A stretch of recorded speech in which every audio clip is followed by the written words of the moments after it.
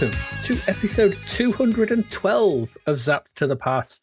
I am Adrian Mills. I'm joined as always by Mr. Graham Raddings. If you haven't listened before, this is a podcast where we discuss games that were released for the Commodore 64. We are using the magazine Zap 64 as a monthly guide for the games to focus on, but we are in no way affiliated with Zap 64 itself. This week, we start our look at June 1992 and the first batch of games reviewed in issue 85 of Zap 64, along with what was also going on in the UK singles and albums chart that month. Graham, last week was a rough one indeed, with wonky physics and stupid jumps aplenty. Has June continued this awful trend, or are things looking up?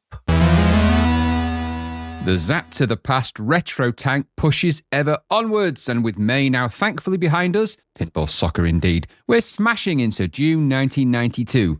What delights await us in this classic pre-summer month? Who can tell? So in a month that also saw the creation of the world's longest salami in Flekkefjord, Norway, measuring a hefty 68 feet 9 inches long and 25 foot in circumference and weighing in at 1,492 pounds 5 ounces. Now that's a big salami sausage. Anyway, we slither and slide around the walls and floors of an 8-bit landscape, blowing bubbles, feeding creatures, and, well, getting our slime trails in a right old knot with Steg the Slug. And then we grab our slidiest bladed footwear, head to the ice fields or grass rinks, whatever they are, the jury's out on that one, and play some devastatingly linear and decidedly deadly one-on-one football, ice hockey, whatever it is, in Skate Wars. The month of June is interesting, isn't it? Druids are getting ready for the solstice, festivals start popping up, beer gardens begin to see more traffic, and of course, as teenagers in the 90s, we spent most of the time drunk or in bed recovering from the inevitable hangover. Ha, those sleepy summers. So while we ponder how on earth we managed to finish college during that time, we polish our Walther PPK, dust down, literally, our conduit cut suits, check our license still says to thrill, and adopt the classic call sign of our favourite swarthy undercover operative in the nearly Bond world of Secret Agent Sly Spy. We head to the very familiar shoot everything everywhere gameplay world, and the scrolling landscapes, of course, in another top-down blaster, this time flying the Black Hornet, before we once again assume the smiley and oddly limbed form of everyone's seemingly favourite egg and then float down the 8-bit rivers avoiding, well, river stuff really, in Dizzy Down the Rapids. Okay, I'll admit it, this isn't a terrible collection of games so far. In fact, at least one of them has more than 007 reasons to like it. See what I did there? However, it's not all Roger Moore unzipping dresses with his wristwatch levels of awesome. Some of these are struggling to keep the interest levels up, and perhaps even your eyes open. We can only hope and wonder, because it can't get worse than that crap last week. It really can, actually. It can. That's the problem. It can. And I don't know if we've seen worse. It's been a while since we had them that bad, I think. That condensed level of shitness. Well, I think that combined with the crazy scoring, and I have a feeling that's going to happen again here. But yeah, there's some crazy scores, but I will say I think the games this week are better. Well, you know what? It's a good thing, but also I think to myself, they couldn't. You know, it's not a long road there, is it? No, it's clearing one barrel in the barrel jumping in World Games, isn't it? It is. It's the most underwhelming statement ever. They're not as bad. Yeah, really. They were pretty bad. So yeah, I'm going to say whether it was the low of last week, but I actually did quite enjoy the games this week, mostly. That's in the words of Newt, mostly. Mostly at night, mostly. It's like you found a dog shit in your gravy, but it was only a little dog. Yeah, but the shit was white. No,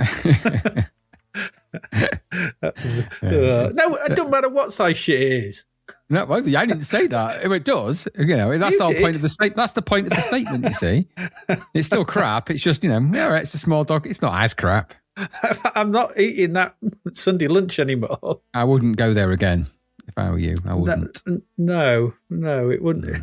It's not going to be. I'll just rate that a 3.5 on TripAdvisor. Was okay apart from the dog shit in the gravy. I thought he was going to say on the Richter scale. Then I'm like, oh God, no, don't you go there. No, the TripAdvisor. Anyway, It's a new month. Every other week's going to be a new month from here on out. It is. This is the way. This is the way, Adrian. This is the way, to quote The Mandalorian. It is the way. We're on a countdown now. It's like the 12 days of Christmas. It's the 12 episodes left. The 12 episodes of Zapped to the Past. Well, of the current Zapped to the Past magazine format. Iteration. Yes, of the current format. Yes. Yeah. And then bread bins, and then whatever happens next.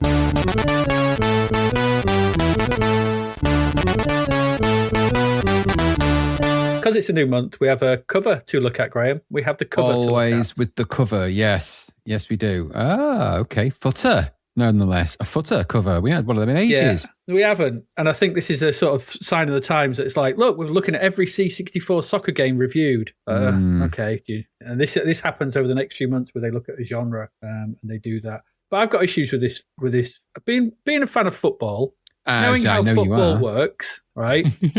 Yeah. Would you say the guy at the bottom is the goalie? I don't have the level of expertise to make that But from that pose? Yeah, I would assume that he was diving for the ball, because that would be a handball, wouldn't it? If someone's reaching out like that. But he's wearing the same kit as the other red-topped guy. Goalkeepers do not do that. Oh, I see. And he's wearing a short skirt as well, which is unusual. The other way to read it is that the guy in green is the goalie and he's booting it out of his hands, and the guy he's just avoided the ball to the face. Well, that's the other way to read it. So is the guy in green? It used to. Well, I don't know. Maybe he's just on the opposite side, but green used to be the colour for goalkeepers, didn't it? So maybe it is. Maybe that's what it is. These are two safe players. But then that guy roughing up the keeper from the back, that won't happen. Seems a bit harsh. I don't know what's going on here. No. Nothing makes sense. They're all going to the same barbers as well. Why has he got no studs on his shoes as well, that guy? Don't get me started. Don't you need them? Don't get me started. I already noted, we were on about studs the other week. I mean, to me, that looks like he's wearing a pair of Gola or high-tech trainers. And in the late 80s, early 90s, they weren't very fashionable. Nobody liked them. No, they weren't. This looks like a sort of picture of footballers from like the 1950s or something. 1960s. Yeah, because the shorts are short shorts, aren't they? And they were in those early football days, weren't they? I'm acting like I know anything about it, and I don't. And that ball's brown. The brown ball. Well, that's they used to be back in the early days of football. It used to be a brown ball. Yeah, it looks like a planet. I thought they had patterns on, like stitchy patterns. They do. I mean, don't get me wrong. It's a good action-packed shot of football, but in terms of football, it's drawn by someone who has no idea about football, I think. So maybe Oliver was a great football fan, but it's not seeing so here. No, and that ball is worrying me a little because it isn't proper. That looks like one of those plastic balls that I used to get to play football with that would pop on a rose bush in a heartbeat, and then that's the end of that. Yeah. There's your fun for the afternoon. Yeah, it popped, done.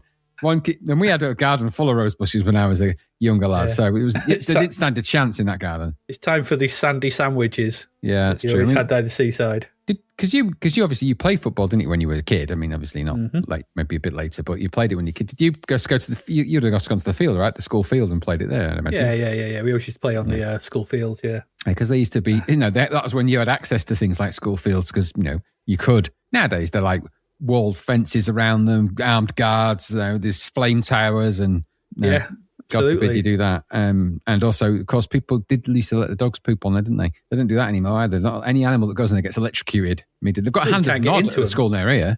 Recently erected hand of nod. You go near that, and that's it. You just hear it warming up. It's like Tesla coils everywhere. That's a deep pull. Yes. Well, it's a retro gaming podcast, Adrian. I'm sure you're aware of what a hand. Listeners must know what a hand. I'd be offended if they didn't. Absolutely. Yeah. Yes. I mean, I would be surprised as well if, Whitgift Field just suddenly got hit by the hand of Nod. Well, that's what I'm saying to you, because their motto went from Together We're Stronger. This was way after we left, though. It was Together We're Stronger, which was on a giant sign that as you went past the school field, there was a big sign, Together Stronger. They've changed it now because somebody changed that to Together We're Stranger, which was hilarious. A classic bit of local graffiti, that.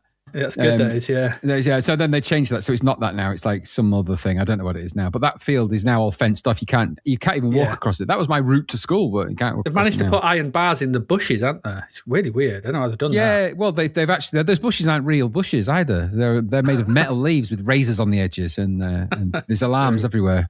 If you look at the birds in the trees, they've got like infrared eyes. You can't get past there. Was this that reminds me of Dark Knight, when he goes, whatever doesn't kill you makes you stranger. Makes you stranger. Yeah. That's the Joker says that, doesn't he? Yeah, right at the beginning. Yeah. Yeah, classic. In the classic. bank. Yeah, classic opening. The cover says original best at Commodore 64 Action Mag. I still don't like that. You could win a groovy CD Ghetto Blaster from Codemasters. That's quite good. Ooh, that's a free good. Super Steg poster inside. I don't think that's that great. It's a slug. There's an exclusive review of G-Lock. I don't think that's going to be very good. Or the latest full price, and then they've got the horrible font again for the tape. I don't know if you've noticed. Yeah, I didn't. Oh, yeah, I did. Sorry, I don't know why I said I noticed it. Then I didn't notice it because blue dotty crazy type. I'm like, ooh, what genius thought that was a good idea? It's so horrible. It's like, thank God there's a tape covering it. I know, it's hard to read it. So you got Emlyn Hughes on the tape this week. There's Emlyn Hughes' International Soccer. That's a good freebie. Yeah, that's not bad. I suppose they had to for the footy issue. Then you've got Turbo Tortoise. That sounds shit. Exclusive demo. Hocus Pocus. Do you remember that? We've looked at that. It. We have, but I don't remember it being very good. But then again, I don't remember it being bad. No, and then is that Black Knight? Block Knight? I think it's Block Knight. That Block Knight. Okay, part 2 of. Oh, it's the continuation of that text. I think. No, there's the mad thing, because it looks to me like at least two of those things describe your 80s bowel movements, and Gary's actually Turbo Tortoise and Block Knight. That was more of a Hocus Pocus. You never knew what was coming out. He's done it right, Emlyn Hughes. That sounds painful, horribly painful, that. But yeah, no, all scatological references and jokes one side. We won't go there again. We don't want to go. We probably will. We don't want to go back. We don't. Yeah, I agree. Typeface hell, that is. That whole page is actually quite horrible for it. Yeah. So the drawing's all right, but it's not football. Not as I know it. And not as I knew it back in the early 90s either. So. No one wear a green. Oh, Plymouth. Maybe Plymouth played in green, I think. They're the only team I know. I'd have to rely on your expertise for that, I'm afraid. I wouldn't know. Them. I do know that they've put drop downs on some of the text, but not all of it, which is just stupid. So I don't know. There's not a lot of thought going into these, the typography. The images are okay, one thing, but the typography, not so much. No. There you go. Yeah. There's your cover. Oh, well, it is what it is. Should we get some games? We've got 5 this week. Oh, my gosh, have we? Oh, we have, yes. 5. Ooh. Right, I hope you have, because I hope you played 5. Yeah. I definitely We've got have. 5. Yeah, right, cool. We've got 5 this week. Let's get to the very first one of those. And that first one. And do you know what, Graham? This week is Budget Bonanza. It's all budget. It's all budget all the time. It's all budget. In fact, in this issue, there are only 2 full-price new games. Okay. 10 games, 8 budget. First up on the budget Travelator is Steg. Steg. Oh, okay. It's the highest-rated game this month. It's another budget title from Codemasters. And yes, that might fill you with dread after last week's triumvirate of horror that was Striker, Soccer Pinball, and Murray Mouse. But let's not judge every game by what has gone before. Let's judge them on their own merits. And so we come to Steg, or is also known Steg the Slug. Okay. $3.99, originally developed and released for the Spectrum by Big Red Software. The conversion to the C64 was handled by Rave. Okay. This consisted of Nick Taylor on code. We've seen him before. He did Adidas Championship Football, which we didn't particularly like. Loads and loads of menus. He also did that Interchange, which was pretty good. Johnny Quest, Mean Machine, Scooby and Scrappy Doo, Sky High Stuntman. We do some others as well that we'll come across in the time. Graphics are by Jason Brashill. Not sure how you pronounce that. Mm-hmm. He did Adidas Championship Football again. Go on to work on others. Title screen is by Ashley Routledge of Ash and Dave fame. And the music is by Ashley Hogg. 2 Ashleys working on a game. Facing each other. Before. But they are not one. but they are not one. No, Hogg and Routledge. Together at last. Now, Ashley Hogg did the music for CJ's Elephant Antics. He did. Spiky in Transylvania. Yeah, he's done some good we stuff. like those bits of music. We did. Yeah. Spiky was good. This came out on most things at the time. So Amiga, Amstrad, ST, Spectrum, DOS, and of course C64. There's a little story to this. The back of the box, there's not much in-game sort of thing, but the back of the box says this: it's slime time with Steg the Slug. Younguns need some nosh. I think it's supposed to say the younguns, but it's to younguns. I see what they did there. Nosh, and Steg needs to feed them. So strap on the bionic legs, engage that rocket pack. Steg's Slug family need raising. It's dead hard to read. Then there's the inlay, the game, which adds the following: Steg's a slug, a slippy, slimy, sloppy slug, and a one-parent family to boot. Oh, I know. Okay. Got political. The boring fact of life is that the nippers always need feeding. Nosh, nosh, nosh. Grubs are the main food stuff of Steg's younguns. They snack on them by the ton. Poor old Steg. Without arms and legs, he's just a bit hopeless at catching the darn things. But this is where his Acme Bionic Bits and Pieces catalogue came in. That's it. There you go. Okay, so for this, I checked out both the tape version and the cartridge version. There's not much difference between them because it's a single load, as I can make out. Okay. Although there was a weird glitch in the tape version, which made my health go down ridiculously fast, so I stuck with the cartridge one. Which worked fine. Didn't have any cracks or anything. So I think it's probably some issue with the crack itself rather than the game. Okay. Neither of the versions I had the loading screen music. I watched that on YouTube, and there is a nice loading screen to this, which is the cover of the game, and it's a good tune as well. So if you want to go listen to that, it's actually not on Lemon either, that loading screen tune. So if you haven't got the game, you'll need to go on YouTube to hear that. Once the game does load, we get a very nice title screen. We've got the logo at the top, just says Steg. Some nice scrolling credits along the bottom, and across the middle we get Steg himself mooching about some bricks, showing off his various abilities. It's a pleasant attract screen. And we also get a nice bit of music as well. I really like the tempo change midway through, I have to say. Quite nice. Visually and orally, this is a good start. Pressing fire starts the game, and we get asked if we want to enter a password, which, as we've always said, something we like to see for this kind of game. I didn't know any at the start. You can just press enter to enter level 1. Okay. It's very simple. It's a budget game, so no loads of options or anything. But before we do, we get a funky bit of music and a message to save at least 5 chungans. Right. And pressing fire starts the level proper. So essentially, this is a vertically scrolling action puzzle game, I guess you'd call it. The screen is split with the bottom quarter showing the UI and the rest shows the game itself. From left to right on the UI, we've got the present level number, your score, and there's 2 bars atop each other. The top one is your remaining energy. The bottom one is your bubble blow meter. I didn't know what else to call it, so I've just called it that. Next to this are 2 vertical empty bars marked L and J. Then we have the icons for the 5 chungans in a window. So that's it. That's your UI. In the game, you control Steg the Slug. Controls for this are simple enough. You can move along any surface because you're a slug. Of course you can. So left and right move you along flat surfaces, and up and down move you along vertical surfaces. So left and right move you along horizontal surfaces, up and down move you along vertical surfaces. This means you need to crawl to a wall, then you can move up it, then crawl across the ceiling, and so on to get around the levels. It's not about jumping, about crawling along the edges and dropping off them when you need to, because you can just pull in the opposite direction. So if you're stuck to the ceiling, you can just pull down and fall off onto the ledge below. Controls are pretty nice in this. They work really well. So just like a slug, really. The 5 young'uns are usually at the top of the level, and as time passes, their icons in the UI are slowly replaced with a cross, like a proper cross. And should that cross get filled all the way in, and it's game over, they've all died of starvation. Aww. So you've got to stop that happening. To ameliorate this, there are a number of maggots or grubs, whatever they are, crawling around the level. You need to get these grubs to the pool of young slugs to fill them up. Okay? It's simple, really. Get the grubs to the young'uns, feed them, get them all fed, get them to sleep, move on. Okay. Doing this is trickier than it sounds, though. Okay. Yep. Because the grubs are usually at the bottom of the level. Young'uns at the top. How do we get them up there? You can't do anything. All you can do is roll around, drop off things and things like that. But you have a special power. Holding down the fire button, this starts Steg blowing a bubble. Okay, and you'll see the bubble bar on the UI start to fill up. And when it is full, if you release the fire button, it blows that bubble. So bubble appears. If a maggot or a grub, is in the bubble, it will become trapped within it and start floating upwards. Okay.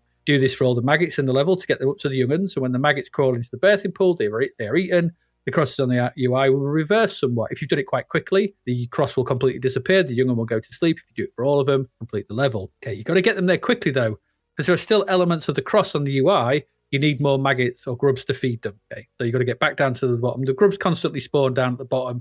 You've constantly got to get them up to the top. Only if there is no cross, you feed them will the young'uns go to sleep. Get enough 5 of them, as I said. We'll complete the level, allow you to move on to the next one.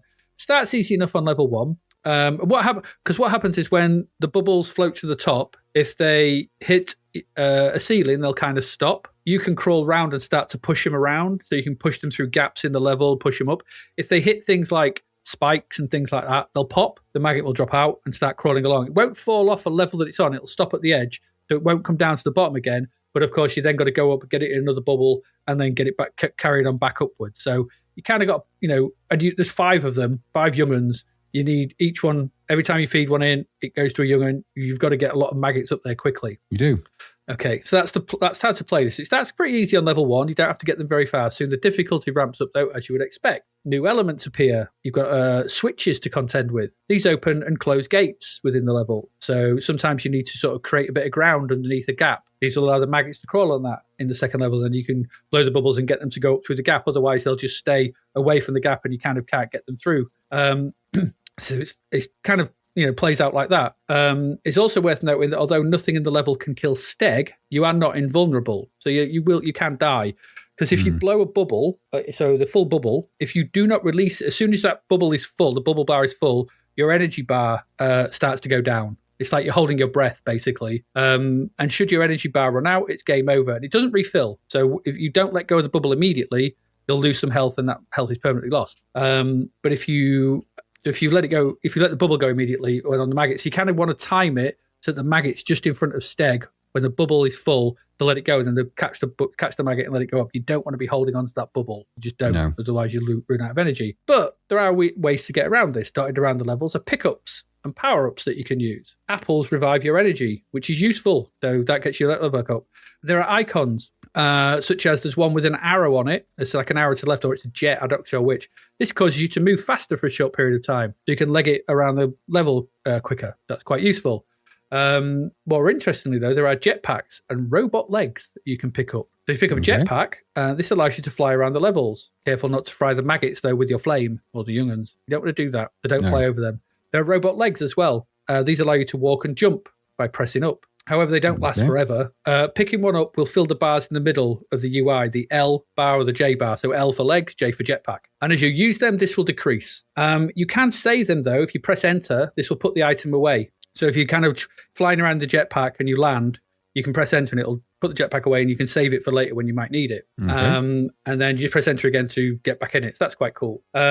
Picking things up is pretty easy. You just walk over them, and when you're over them, you pull down and press fire. That will turn on switches, pick up apples, pick up power-ups, anything, really. It's just that one thing to pick stuff up. The controls are pretty simple. The only keyboard use is pressing enter to put an item away or put it back out again. And that's kind of it. There are 10 levels to get through. Use of a password, like I said. So you complete a level. When the next level starts, it gives you the password for that next level. So when you come back to the game, you can just put that password in and start where you left off. This allows you to keep trying the one you're on. And it's all in a single load, so you don't have to wait for loading. And that's it, really. You just basically got to get around the level, get those maggots to the young'uns, feed them up, get them to sleep, progress. It's a puzzle game. Okay, that's kind of it. And I have to say, after last week's shit show, this was quite a pleasant surprise, actually. This is a good game, solid puzzler that demonstrates just how good budget games can be when they get it right. There's a lot to like here. Visually, it's clear. Easy to see what's going on. Steg Steg the Slug is well animated, whether moving horizontally or vertically. It's a little well-drawn medium-res sprite. And when you get into the jetpack or robot legs, they're also well-drawn and animated. The little jetpack goes on his back and you're flying around. The legs are little kind of robot sort of chicken legs. You're walking about on them. And again, all quite nicely well animated, and they look good. The levels themselves are varied enough. There's two types of levels. There's either sort of blue bricks and earth for background, or at least the kind of shiny tiled ones. And both are well drawn and work well. The various maggots and young'uns also look good as they wriggle about or sit eating in their birthing pod or whatever it is. And the icons themselves, as you go over them, they're easy to read and use. You get used to, it's easy to see the legs, the jetpack, the apples are clear, the speed ups are easy, the switches are nice and simple, things like that. There is weirdly though, from a technical point of view, there's some weird flickering at times with the UI. I'm not sure what's causing that. It's a bit distracting. So when the screen's scrolling up and you get maybe two maggots on, so I'm not sure if the UI at the bottom is being shown on the screen through sprite work or something. There's some sprites down there. Could be. And so there's some multiplexers flickering around sort of thing. It's nothing too egregious. It's just there, so just mention it. The one omission here, though, I say this about loads of games, right? It's in-game music. There isn't any. It's a bit of a shame, okay? So you're kind of playing this, the sound effects are all right, but there's no music. Even the Spectrum version and Amstrad version, they have an in-game tune. It's a bit weird. I'm not sure why we don't get one here. There's some really nice music. The musical stings at the beginning, the title screen music, all really good. I just don't know why one of them's not in game. I think it just could have been, and it would have raised this game up a little bit more, because we always like music in a game. It just makes it feel a bit empty and barren. But it is what it is. I did like the game, however. It's a solid and original little puzzle of this. It borrows elements from Bubble Bobble, obviously, with the bubble blowing and capturing stuff. So it takes elements from that. There's even, I think, a little bit of Lemmings in there, having to control and coerce some little creatures that just wander back and forth along stuff, and you kind of got to control them. It's that kind of sort of crowd control of little things that you're kind of sort of doing. Not totally, but it's a little bit. So it's quite original, this, because it's not entirely like Bubble Bobble. It just sort of borrows that mechanic, but it borrows it for a completely different, completely different action, capturing things and making them move through the level. And you can push the bubbles around as well. So if they're on the scene, like I said, you can push them to get them where you wanted. So that all works really well. There's a password system, like I said, and nice presentation. This was a real winner for me. I really enjoyed it. The levels I thought were well designed, introduced new elements. Like the first level is quite easy. past that without a problem. Second level started to get quite tricky with some switches and things and getting them up there and having to multiple journeys for maggots. Third level was even trickier. So I can see this becoming quite tough as it moves on. I thought this was a solid budget game. I had no problem with this. I wonder why it didn't get a sizzler. It only got 87%. And that seems a bit...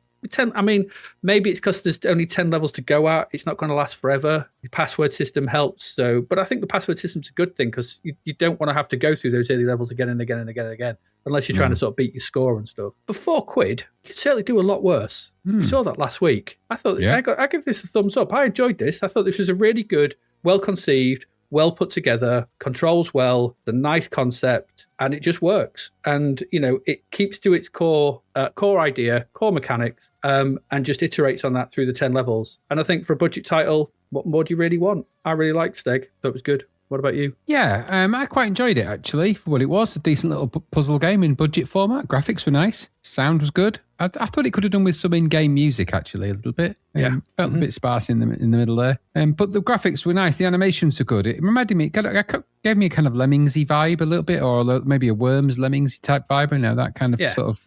Little creatures, little bugs in it, little bug creatures. But that's always, it can always work well on the C64, that kind of thing. The sprite design was quite nice. Backgrounds and the details on things were quite good. And just the general way it played, it was perhaps sometimes a little bit unclear, but as you got better at it, it became a little bit, you got better at it. It's a puzzle game, right? So it's not, once you learn all the elements and how they fit together and work. And you need to take a little bit of time with it to do that. But there's a cutesy little game in here, functional, fun. I don't know if it's something you're going to sit there and go at. You need to be into these kind of puzzlers, but I think it functions in this. It's not as directly arcade inspired as something like Bubble Bobble, so it's not going to have that immediacy, not quite, but it's more, I'd say it does lend itself or line itself well to the Lemmings type idea and that kind of that kind of thing. And those are successful formulas for games, and I thought it was quite good.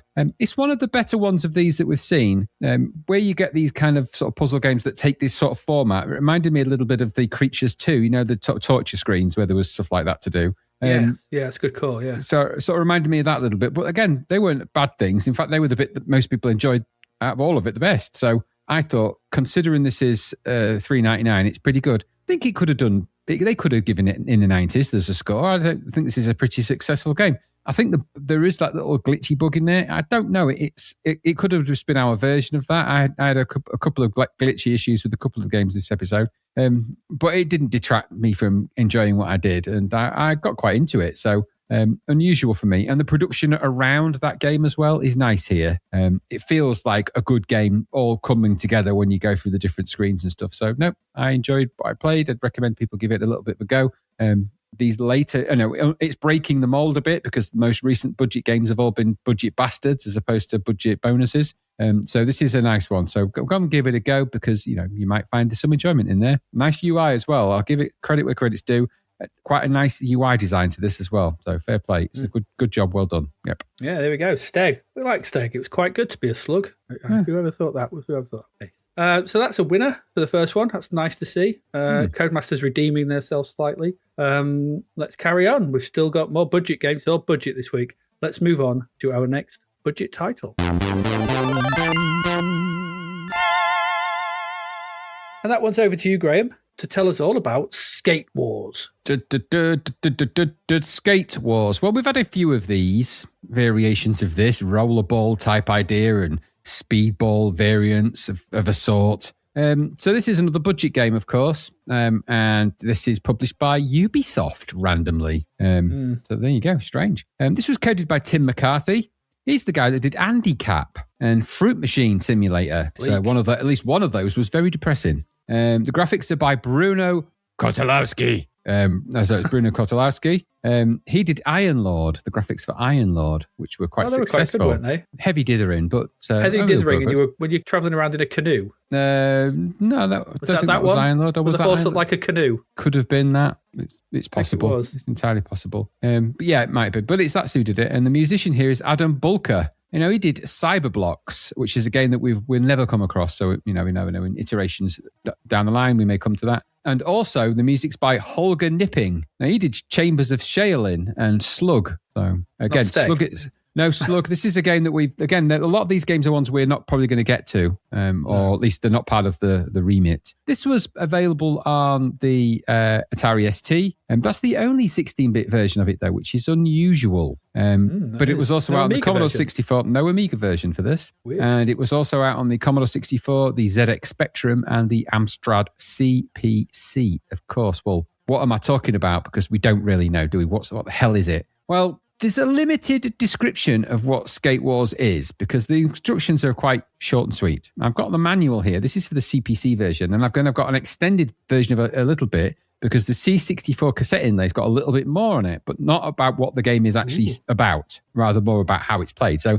this just says Skate Wars. Skate Wars is the sport of the future. It combines the skills of soccer, which it doesn't really, with the thrills of rollerball. There you go, you see. Played in a space-age ice stadium. Lead your team to victory through a series of deadly hazards like crevasses, ramps, and jumps, and competing against the ruthless tactics of your opponents. You have to play dirty to win. Maim, trip, push, and shove. You remember them. Show no mercy. Only the brave win, or at least survive. So that's your blurb. So this game is set in generic science fiction future where you face the generic sports science fiction world. It's kind of like that, really. So they've just insert science fiction-y stuff.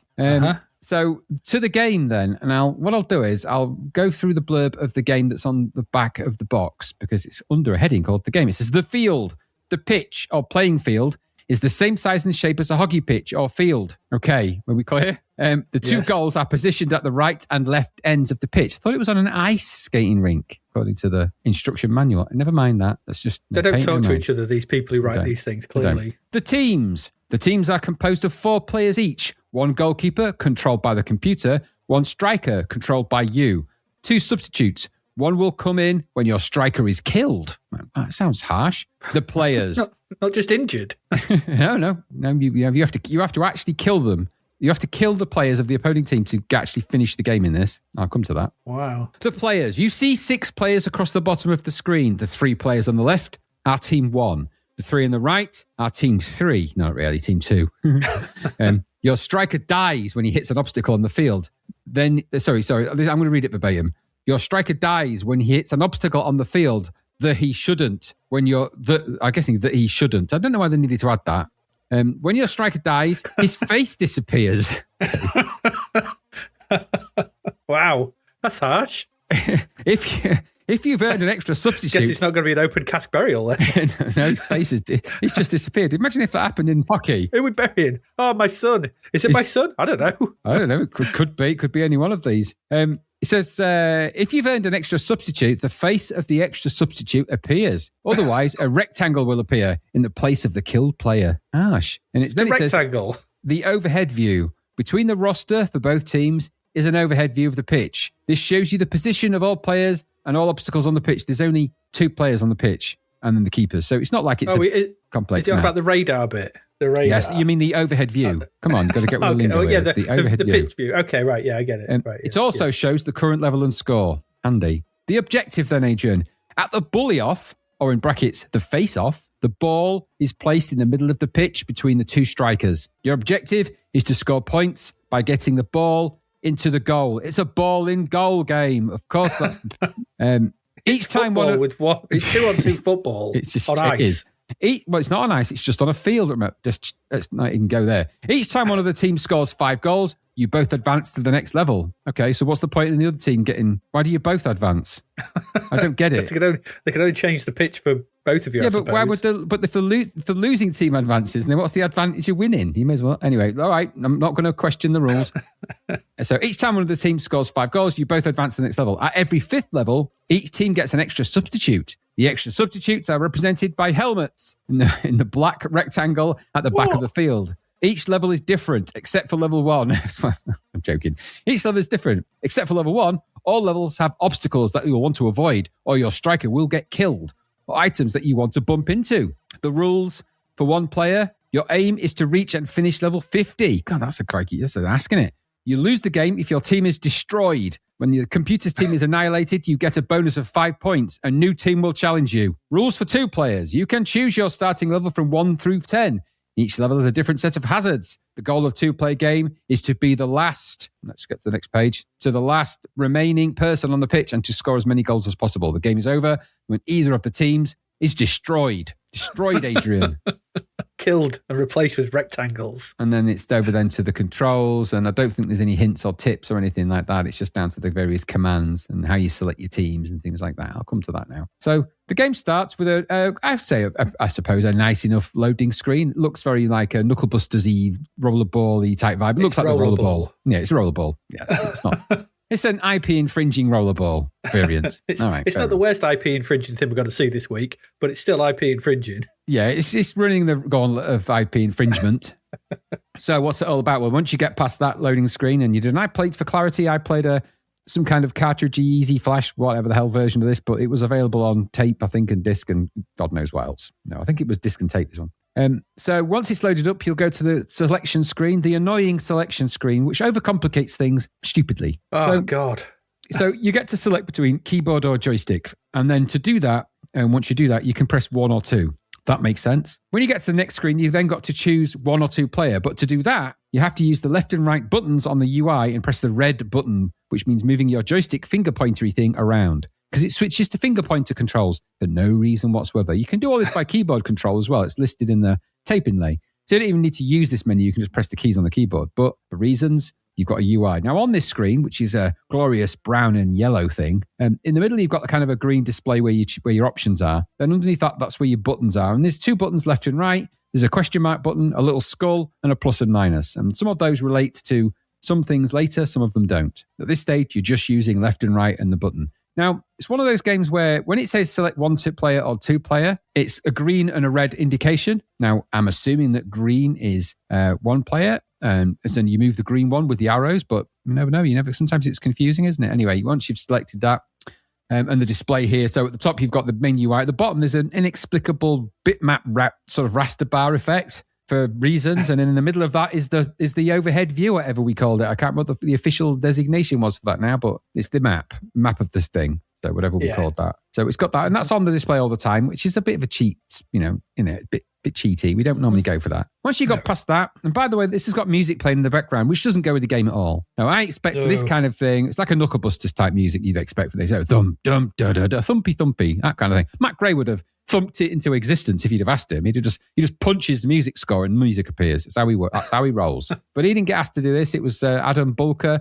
And he's created more of a music that would have suited maybe a Garfield game or a walk and seek game. It just doesn't go with it at all. It doesn't suit the game. But neither does the brown aesthetic of the UI. Grey is the usual colour for a game of the science future, I always think. But what do I know? When he played 1,500 games, what do I know about it? Anyway, so once you get past that, you'll get to the main options, which is where you can start the game, or you can choose the scoreboard on or off. Why would you do that? That's not an option, is it, really? Turning your scoreboard off? Maybe it saves loading. I don't know. Maybe. I don't know what it is. You can select your teams, which is an indiscriminate choice of stupid faces, which will get erased, remember. And you can change the team names to whatever you like. You can just name them. I had Egg and Coffee. They were fighting it out. And then, just variations.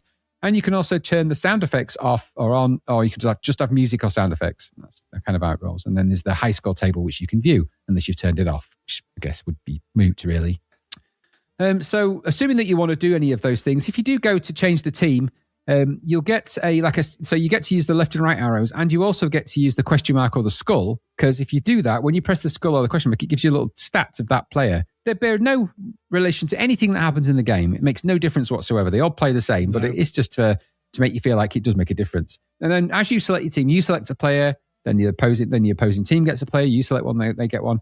And to select between them, you can press the left and right buttons, and then when you choose the one you want, you press the red button, and that'll get added to your roster at the bottom. They're all weird-looking combinations of brown and green. One had a green beard, and one had a green eyebrow. It's just like, and I'm not sure that maybe some of the graphics were glitching out a bit at this point, or whether they were just, that's the future. Green hair is the way ahead, it seems to be in this future. Graham. It's the future. It's the future. Okay. So once you've settled on your team and you've got the team names where you want them and you've decided whether you're doing it 1 player or 2 player, You'll get to the final thing. You'll choose the level if you want to choose a different level. If you're playing it one player or two player, or if you're just going for it, you'll go for it. And then the game will begin. The game itself is a side-to-side variation of a sort of a two-player speedball, but without any of the excitement or anything else that goes with it. It's a one-on-one sports game. I'm not sure that one-on-one football, hockey, whatever the hell this is that exciting, is it? Really? Nope. Rollerball was exciting because you were going round a kind of a thing, weren't you? And all in one direction, and you had to, that was quite cool. This isn't like that. This is essentially a crappy ice skatey football game with two players,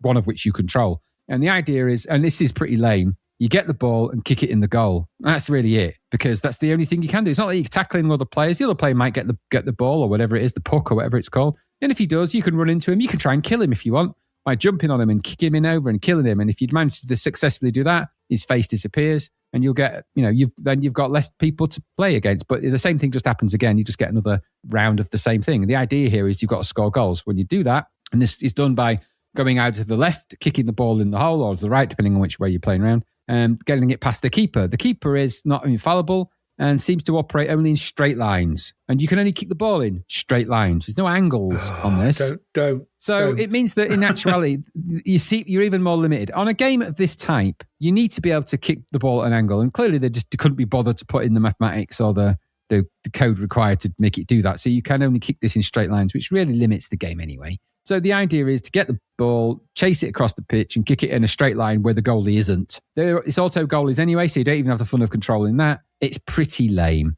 Main window of the game is at the top. The sprites are quite large and they're quite well drawn. If there'd have been more of them, this might have been a different conversation. And the pitch is okay. It's well realised in its own way. It's just empty and devoid of fun. At the bottom is the weird UI, which has now got the 6 green-haired individuals lurking at the bottom, which bear no resemblance to anything really meaningful anyway. They don't look like the players you are. You actually look a bit like, I don't know, little robot people really, but they're effective enough sprites and the animation on them is okay and you control them relatively easily. So you control them relatively easily as well. So there's nothing like majorly untoward, majorly difficult or anything like that.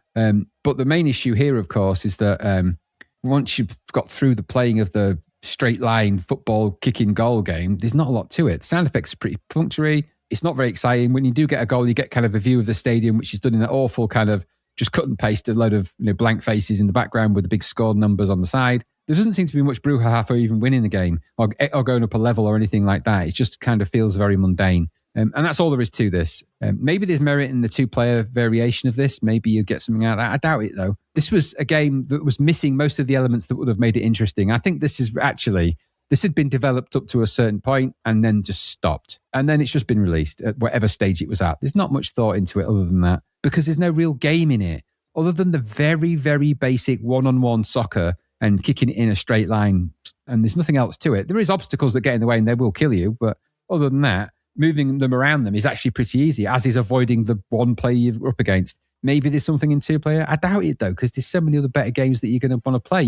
If you're going to play a football game like this, you're probably just going to find a football game to play. And since you're getting Emily Hughes free on the cover of this very magazine, what would be the point in this? I thought this was pretty crap at being everything that it was aiming to be. It's not a very good science fiction game. It's not a very good sports science fiction game. It's not very exciting. It's not very interesting. The graphics are pretty rudimentary and the music's crap. Other than that, it'll go a long way. So I didn't think there was anything to this. I thought it was a big disappointment. And there's no wars, is there? It's just a one-on-one game. Nah. Yep. 42% it got in Zap. I think that's being generous actually for this. I wouldn't hate on it. I know it's functional as a game, but it's just not much to it. So it's pretty empty of anything else. So there you go. That's my thoughts. What about you? So this originally came out in 1989, the original full price release, the Ubisoft release, across all platforms, as you noted. And then this is obviously a budget re-release. I don't know why this has been re-released on budget. I don't know what Ocean are thinking here, going, we'll just put this out. Because have they not played Speedball 1 or 2? Like, by this point, I get it in 1989. It's a different thing. We're not into Speedball at that point. They haven't happened. But we're 3 years on and they have happened. So this just feels utterly redundant. But I don't say a budget version of this, well, those 2 games exist now, so no. And even in the same issue, reviewed right next to this game in the issue of Zap is Micropro Soccer on budget, right next to it for the same price. I mean, what are you going to buy if you want a sort of ball in goal game? Yeah, true. It's just a joke. it's a bitty and unpleasant experience. It feels rough to play this. And I think this was a deport from the ST. I think the ST was the original and it's just been deported down to the other machines probably. But, but it's not even that makes this poor. The game is just a series of bad collisions, both in terms of collisions and also just falling over all the time. I was on my ass for most of the time in this, or the other player was on their ass. And because there's only having one person per team means there's no sense of strategy other than skating for the goal. Passing, no moves, no depth to anything, no formations, no substitution, nothing. It's just nothing here. And like you rightly said, not being able to hit this at an angle is, to hit the ball, kick the ball at an angle, whatever you're doing. It's just such an oversight. I can't get my head around it. No. It's a necessity in these kind of games. Yeah, you want to come running up at the angle towards the goal and boot it into the corner, try from the killie, but you can only kick it straight at the keeper. Nah. Yep. And I didn't like the way the camera just followed you rather than the ball. Because quite often they'd knock me over, disappear off screen, and they just go, they've scored. I'm like, I would like to have seen that maybe. Yeah. No, I didn't like this. Skate Wars. It was originally called Skateball as well, I think. Yeah, that's right. Yeah, it was. So this isn't good, is it? It's not a good game. It's a poor budget release. It's not, like you said, it's not terrible. It's not like, oh, this is the worst thing ever. It's just utterly redundant in the here and now at this point in time. And for £4, it's not much of a thing. And you sometimes get obstacles on the pits. That's not what you want. No. 50 levels. No. This can skate off. As far as I'm concerned. Rubbish. Terrible. Well, it's not terrible. It's just redundant. There you go. Skate Wars. So one good, one not really relevant in these times. That's your first part. We're going to go away. We're going to take a quick break, come back, see what was going on in the musical chart for June 1992. It's quite a lot to talk about. So we'll see you in a moment.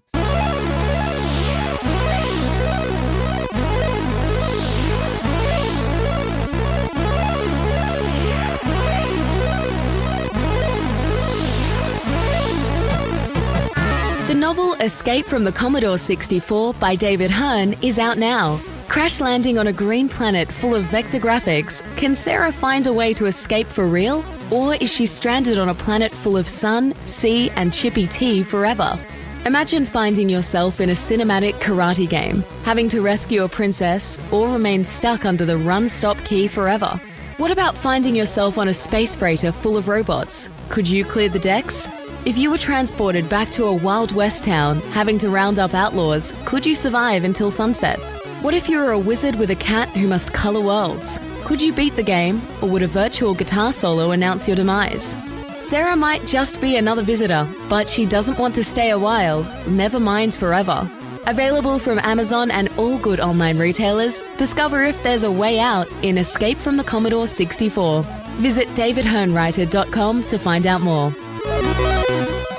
And we're back. Let's get straight into the music. Number one, well, all month, Graham. It was number one all month this. This was the month of ABBA-esque by Erasure, the ABBA-esque EP. It's a big deal at the time. I remember it like getting really heavy syndicated play across everything. There was particularly one particular track. It was like Take a Chance on Me, I heard everywhere. Yeah, this was the start of the ABBA resurgence, really, wasn't it? Because I think ABBA Gold was out around this time as well.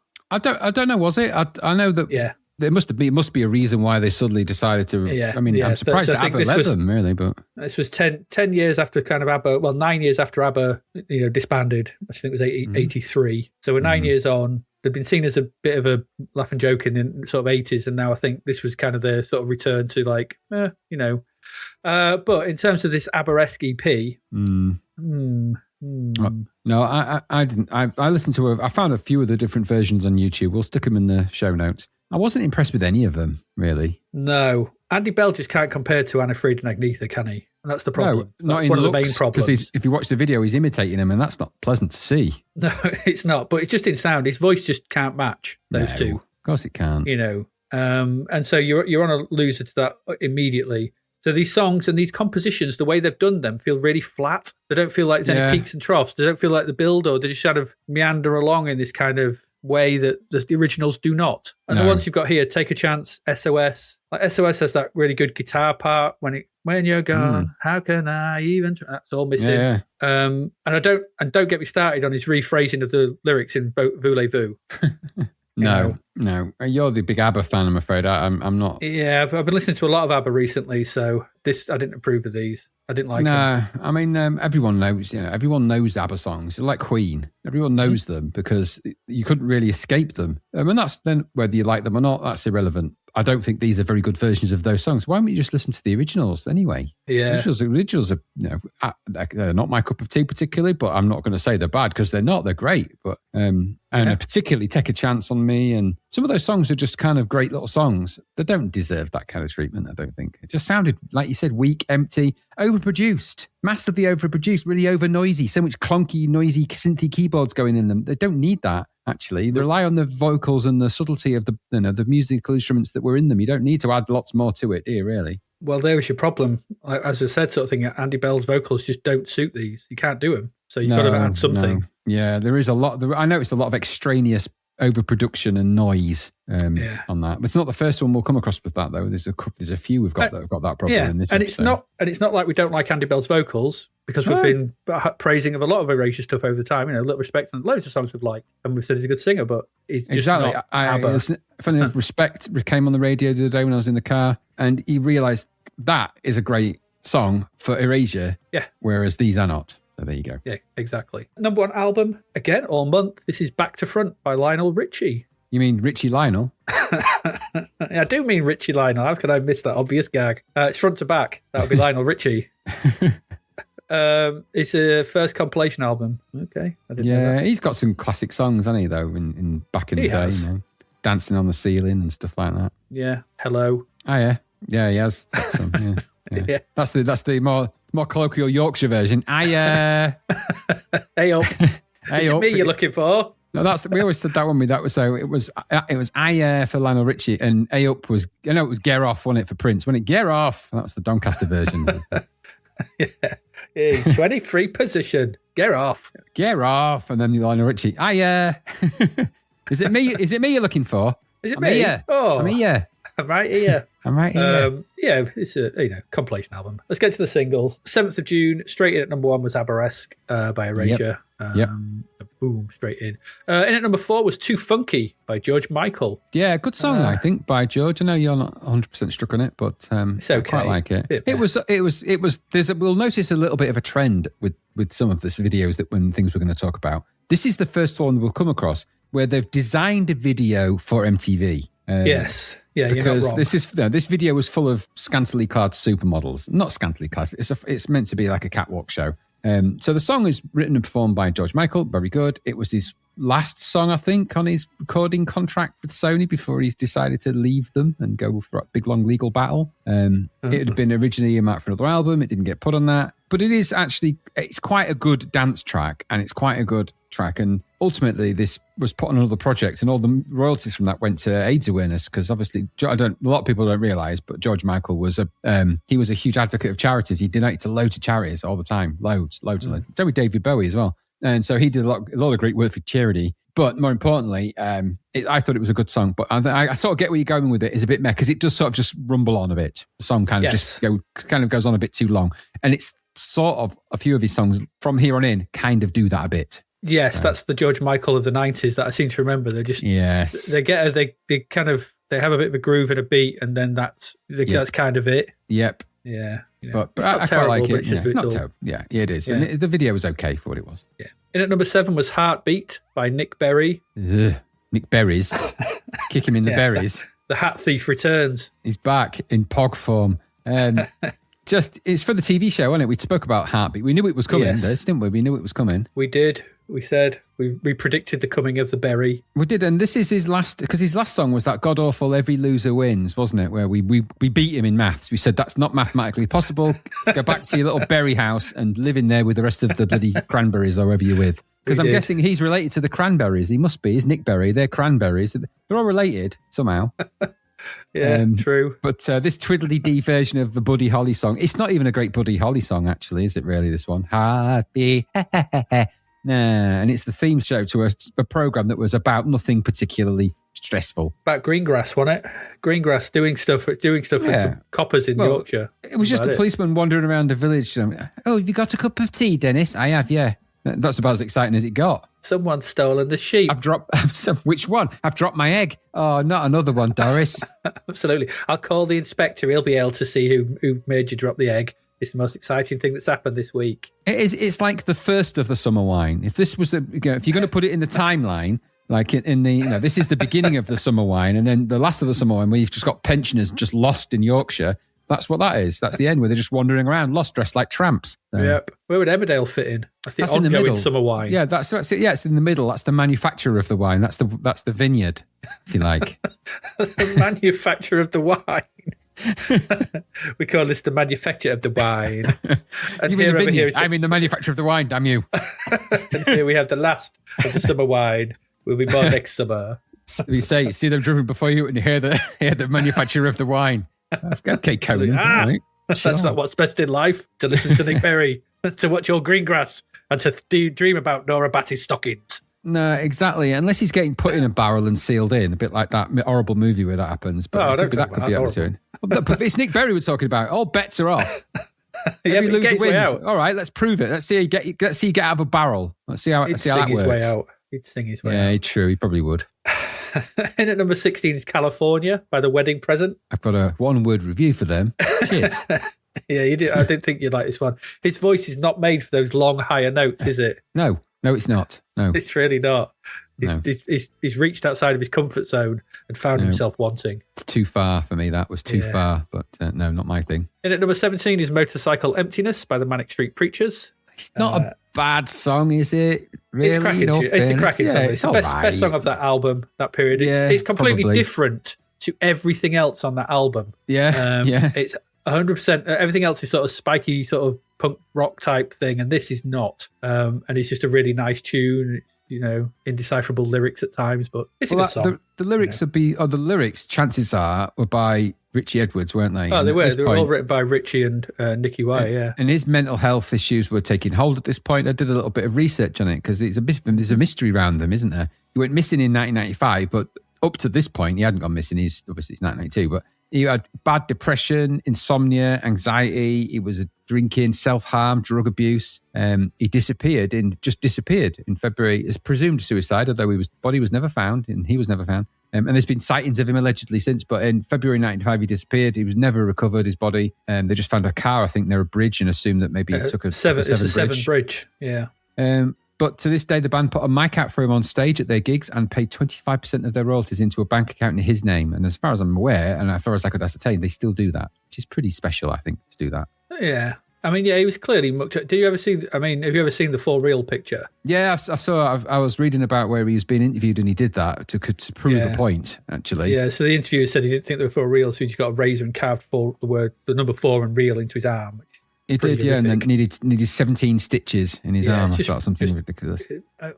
Troubled soul, I think, is safe to say, although maybe he was just a bit fed up. And I didn't realise, but later down the line, they released an entire album of just his songs. So that he'd never been previously, because two things that surprised me. Firstly, he never actually recorded with the band. He only played live with them. He couldn't play guitar. Mad. They just had him on stage, yeah. They always had it turned down. And then, of course, I don't want to sort of speculate, but I do kind of wonder what, if I was on stage and my guitar was turned down, you do kind of wonder what impact that might have on your psyche. Well, it might make him feel depressed and prone to insomnia and anxiety. Who knows? It would make me anxious. Yeah. I've been stood on the stage when there was no sound coming out your guitar, and it is nerve-wracking. Yeah, I'm not casting shade on the band. Obviously, they loved him to bits and everything, and they were clearly... Yeah, no, totally. But being on stage and knowing that your band think you can't play, but I don't know. It's troubled character, interesting sort of... A sad footnote, actually, because I don't think that they were ever really... after he'd gone and they'd run out of the material, I don't know that they were ever quite as good lyrically, but there you go. I'm not a huge... I don't know a lot about them. I've just done a little bit of research because I just wondered what had happened to him. So yeah, the last interview with him, I think 2 weeks before he went missing, he was photographed in concentration camp pajamas. Oh, that's chirpy. Something tells me he was having problems. He shaved all his hair off and everything, and he clearly wasn't a well chap. Bless him. No. In at number 20 is Controlling Me by Oceanic. A lot of this kind of music was emerging in the 90s, wasn't it? Rave and house merged together, facing each other, Adrian, but never one. I've never liked this ever. And the video is exactly what you'd expect. It does feature a Korg M1 synth, though, because it had the blink, blink, blink, blink house piano, which is the Korg M1 synth piano. It's what it's famous for. So, and as soon as I heard it, I'm like, that's a Korg M1. No, you can't mistake it. It's because it was in every track in the 90s. It's actually a safe bet to just assume it's that until proven otherwise. But yeah. I just wrote ass. Yeah, it's not even my thing, so I know it's not yours in that respect. Yeah. In at number 24 is Pennies from Heaven by Inner City. More ass. 90s garage house sounds like they all did at that time. Video looks like they all did at that time. They've got the videos have become very, they're just of a type. As soon as you see it, you know exactly what it's going to be. Yeah. Number 30 is Bell Bottom Tier by The Beautiful South. Yeah, no, not my thing. No, smug, boring ass. Yeah, very much so. Yeah, I suppose the video didn't look like other stuff we'd been seeing. That's not saying a lot, but it didn't. So there's that. No, and neither did this one. In number 33 is TV Crimes by Black Sabbath. Well, this is a version of Black Sabbath. TV Crimes. I remember watching this when it first came out because this was their first release in a while. I think at this point, I'm not sure. I can't be sure of that, but I never really liked it. Although I thought it sounded okay, but the video is rubbish, really rubbish. Yeah, who robs a store for a 14-inch portable telly? Yeah. Then I noticed it was a TV VCR combi. That was fancy. Okay. Fancy pants that. Dio on vocals in this, isn't it? At this point, so it's this version. Now I quite like his vocal style. I do. I think it suits that music, that sound. Yeah. And the bass lines in Sabbath are always good, and is it Geezer? In it, Geezer Butler. So they're always pretty good. So the bass line they're always more complicated than they need to be, which is quite interesting. Show myself. Is it Iommi on guitar? Is it? No, yeah, Sabbath. Yeah. It's Sabbath. At the end of the day. Yeah. It is because he's in the video. Of course it is, but he's only on the TV screen, isn't he? Yeah, so it was hard to make out. That's what I mean, because it was 14-inch portable. Yeah, and Dio, and it looks like Gollum, which is weird, isn't it? But there you go. You can now sing, though. But yeah, it wasn't my cup of tea, but I remember it just because of this stupid... either, Gollum chose to sing for Sabbath at some point. That would be quite interesting. But he is the TV Crimes. I wasn't into that. No. Number 36 is Move Me No Mountain by Soul to Soul. Yeah, the backbeat for this sounded like too funky. Sounded, from the George Michael one we've already spoken about. It's not that's exactly the same, but it does sound kind of the same. But it's a cover of "Move Me No Mountain" by Love Unlimited, which was in the 70s. And that track's been sampled like a billion times. So, but as we've proved, Graham, it's soul or soul. Yeah, and this was neither, was it? No, it's neither. No, this is not soul, not soul. So it's an exclusive or something. It's all wrong. Yeah, it's or. In at number 38 is "The Sound of Crying" by Prefab Sprout. There's an obvious joke there. I'm not going to make it. I think this is just a holdover from Blandcore. Absolutely boring and an oddly coloured video. No, you can't help it with that. Don't try that trick. No. 14th of June, in at number 12 is The Blue Room by The Orb. Your comment made me laugh out loud for that. It's just a cut in. I can hear Gary going, oh. It's so boring. It is. The original's 39 minutes of that. Oh, God's sake. They cut it down to 3 minutes for the classic Top of the Pops, and even that was boring. That's really funny when he says that. The original's 39 minutes long. We've cut it down to 3. Thank God. And you wouldn't know. That's the 13th. It's the same as eating cake, isn't it? It affects Shatner's bassoon, so as soon as you listen to it, 3 minutes feels like 39. It's true. Drifty. It ain't good. No, it's not my cup of tea. Gary liked it, I think, at the time. I seem to remember, but he did. He was into his fluffy white clouds or whatever it was. He was digging it. He was. In at number 13 is Even Better Than the Real Thing by U2. That video was nauseating for this. It's so spinny and rotating. Oh, it's very. It reminded me of sort of things Michael Bay does in things like Bad Boys 2 and stuff, where it's spinning round. They'd mounted a camera on a spinneroo, hadn't they, and just like rotating around. I didn't need to be that close to Bono's crotch at any moment in my life. Well, there you go. I know you could be close. To be fair, I never need to be close to Edge's edge. No, but I suppose Bono's crotch sounds like a place you could visit in Yorkshire, doesn't it? Don't go down there, lads. That's Bono's crotch. That's where Greengrass lives. You fall down there, you're never coming out. That's where we get the. You stay away from Bono's crotch. From. You made me miss. So yeah, Bono's crotch avoidable. I think not unavoidable really for that because it's spinning round and round. I mean, it's almost that close to his. You could probably smell the perfume of his pubes as you fly past. And I don't want that. And he might have encased him in leather or pleather. Who knows what it was. I'm not interested in any of that. Don't do that to me. I don't need to be I felt like I was flossing him. And that's not ever thing I want to be. I don't want to be Bono's crotch flosser. I didn't apply for that job. Those trousers will be genuine Irish leather, made from Irish cows. Oh, I mean, he's just painted his legs and his crotch brown. No, leathery brown. Irish leather. He's a leathery man. Yeah, that's just that. There you got trousers on. Yeah, we'll say that. But and of course it's got the edge in it as well. Like you said, the edge is the overrated guitarist of all time. I think he might be. Yeah. Number 18 is "Ain't Too Proud to Beg" by TLC. So I found this was. I watched the video, and it can't not be the inspiration for some of the Fear of a Black Hat stuff, because she's wearing a ginormous hat in it for a start, and it made me laugh. It's not terrible, even for what it is. If you like TLC, I don't, but. Yeah, did TLC go on to do Waterfalls? Is that TLC? I think that's TLC. I'm really not. I think is that TLC? Yeah, I could research that. I'm not going to. I'll just assume that it's them. I wrote it down this afternoon in the sort of agenda and went, I should look it up, and then went, no time. Nah, I think it might be them, or if not a variation, but it wasn't great, was it? It wasn't bad. It's all right. It wasn't more great. rappy than I thought. It had a bit like salt and pepper a little bit. And it's got that 90s trend for the title, isn't it, of having the number 2 instead of TO. Ain't too proud to beg kind of thing. So yes, nothing compares to you. Yeah, that kind of thing. Things like that. In at number 20 was "One Shining Moment" by Diana Ross. It's boring. Really boring. It is. They're trying to judge Diana Ross, apparently. I thought she was like way older. I don't know why, but Diana Ross in my mind is always old. And she's only 48 in that video, which means she's not old, because she's younger than I am right now. She is. So both of us. So she's not old in there, but she's kind of trying to sort of zhuzh her up a bit, give her a bit of sexy vibes, which it's not welcome. She didn't need that. She's a classy lady. She didn't need all of that kind of short haircuts and fancy sort of angly videos with black and white. But they did what they did. It didn't help though, because the song was, as you say, be or ring. So, very much so.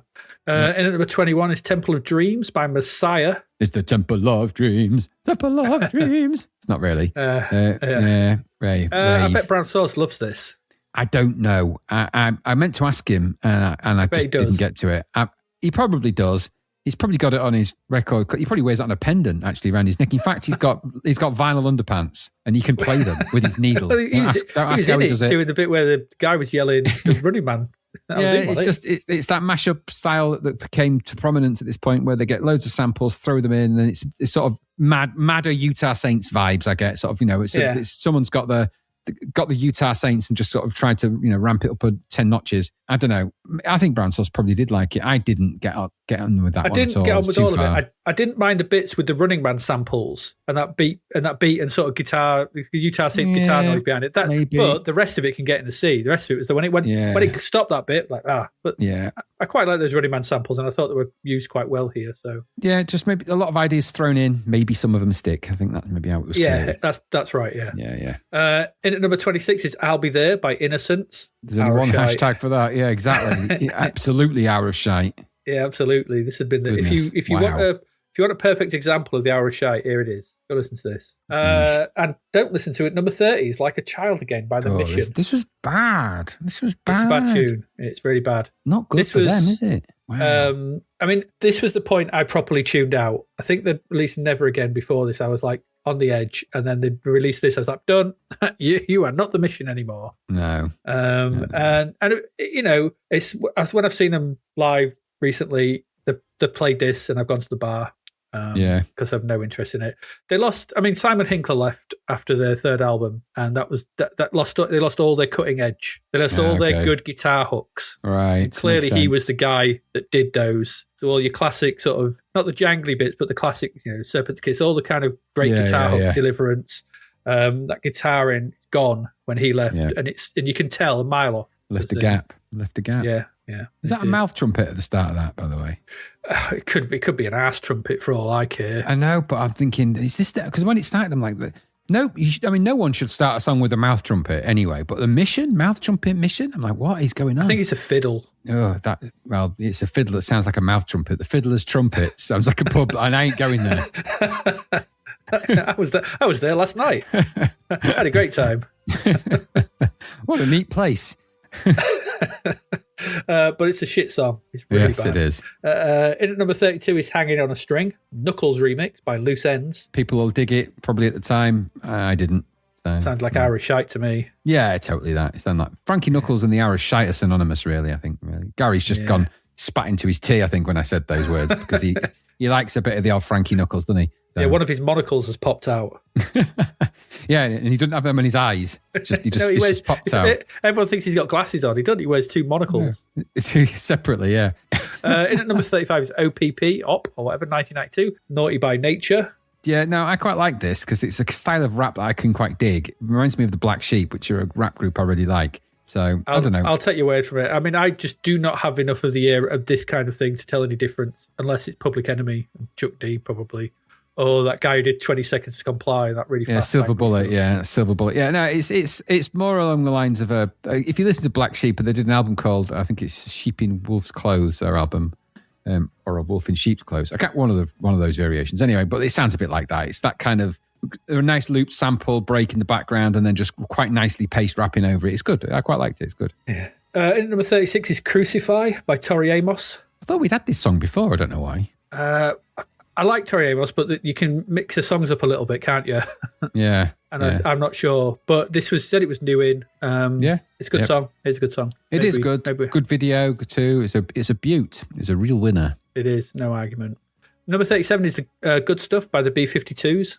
See, I've completely forgotten this song. Completely. Yeah, the problem is it's because it's forgettable, which is odd, isn't it, for a B-52s track? This was off the obviously we'll come across their album next time we do it, but the album was coming out, and this is the first track on it. Now I like it because it's got kind of good B-52s vibes on it, so it's more along the lines of the Love Shack vibe, and that's kind of where they were going for it. But because it's just sort of it falls short of being a B-52s classic, I think because it sounds too much like Love Shack, but it's not as catchy as Love Shack or as good as Love Shack. No. And Love Shack exists. So in sort of trying to make a kind of catchier, baby, let's have some of that good stuff. Are you working for it? And it's got that hook. It's not as good as Love Shack at doing what it's trying to do. You can't out Love Shack, just the way it is. Now, I much prefer the early B-52 stuff by a country mile, the Rock Lobsters and all of that really early stuff. So I do still like this, Planet Clear, Beyond stuff that they're doing and all of this stuff. And the album stuff is quite good, and there are some other good tracks in it as well. But this was kind of like, I think it was just, when you listen to it, you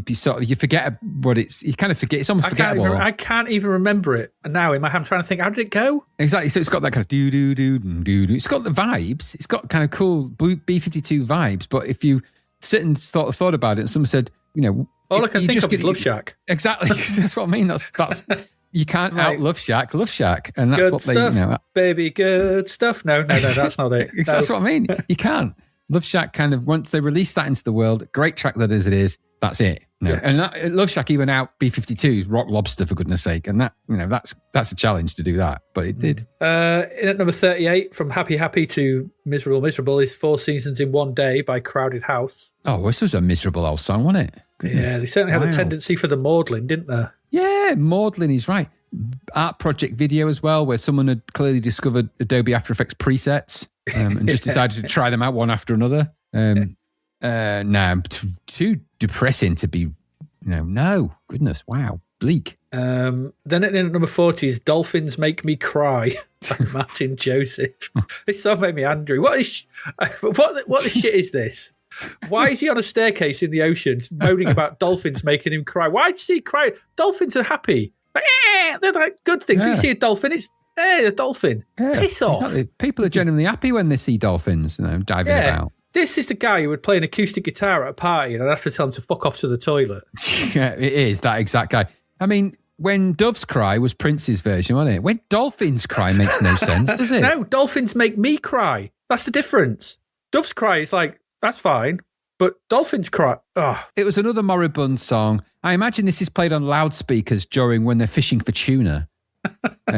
More miserable, and again, more Paintbox VFX presets being launched here. Just rubbish, really, really rubbish. Massively colour-saturated nonsense. Martin Joseph, just rethink your life, mate. Dolphins don't make anyone cry. They make people happy, you bloody... You're crazy, you man. You're crazy. Yeah, absolutely. Get away from me, you weirdo.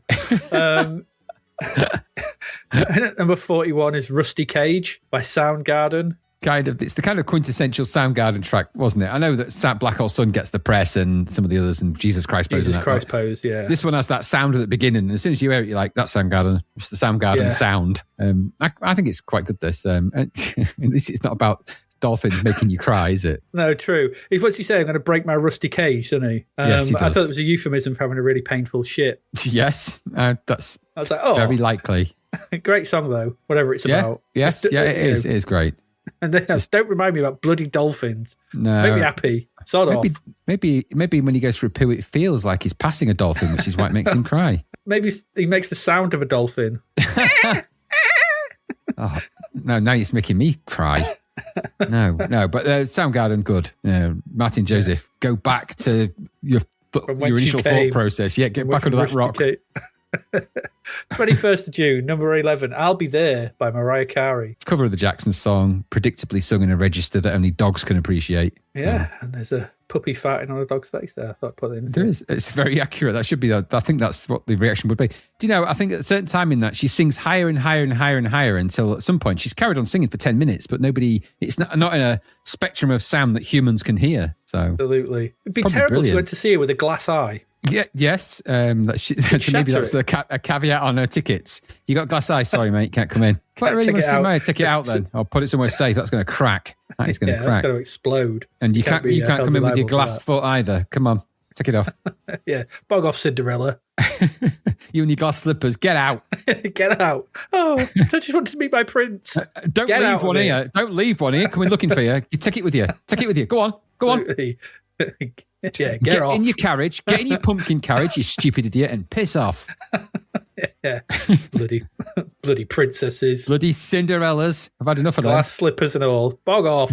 Bog off. Take your glass showwear with you idiots.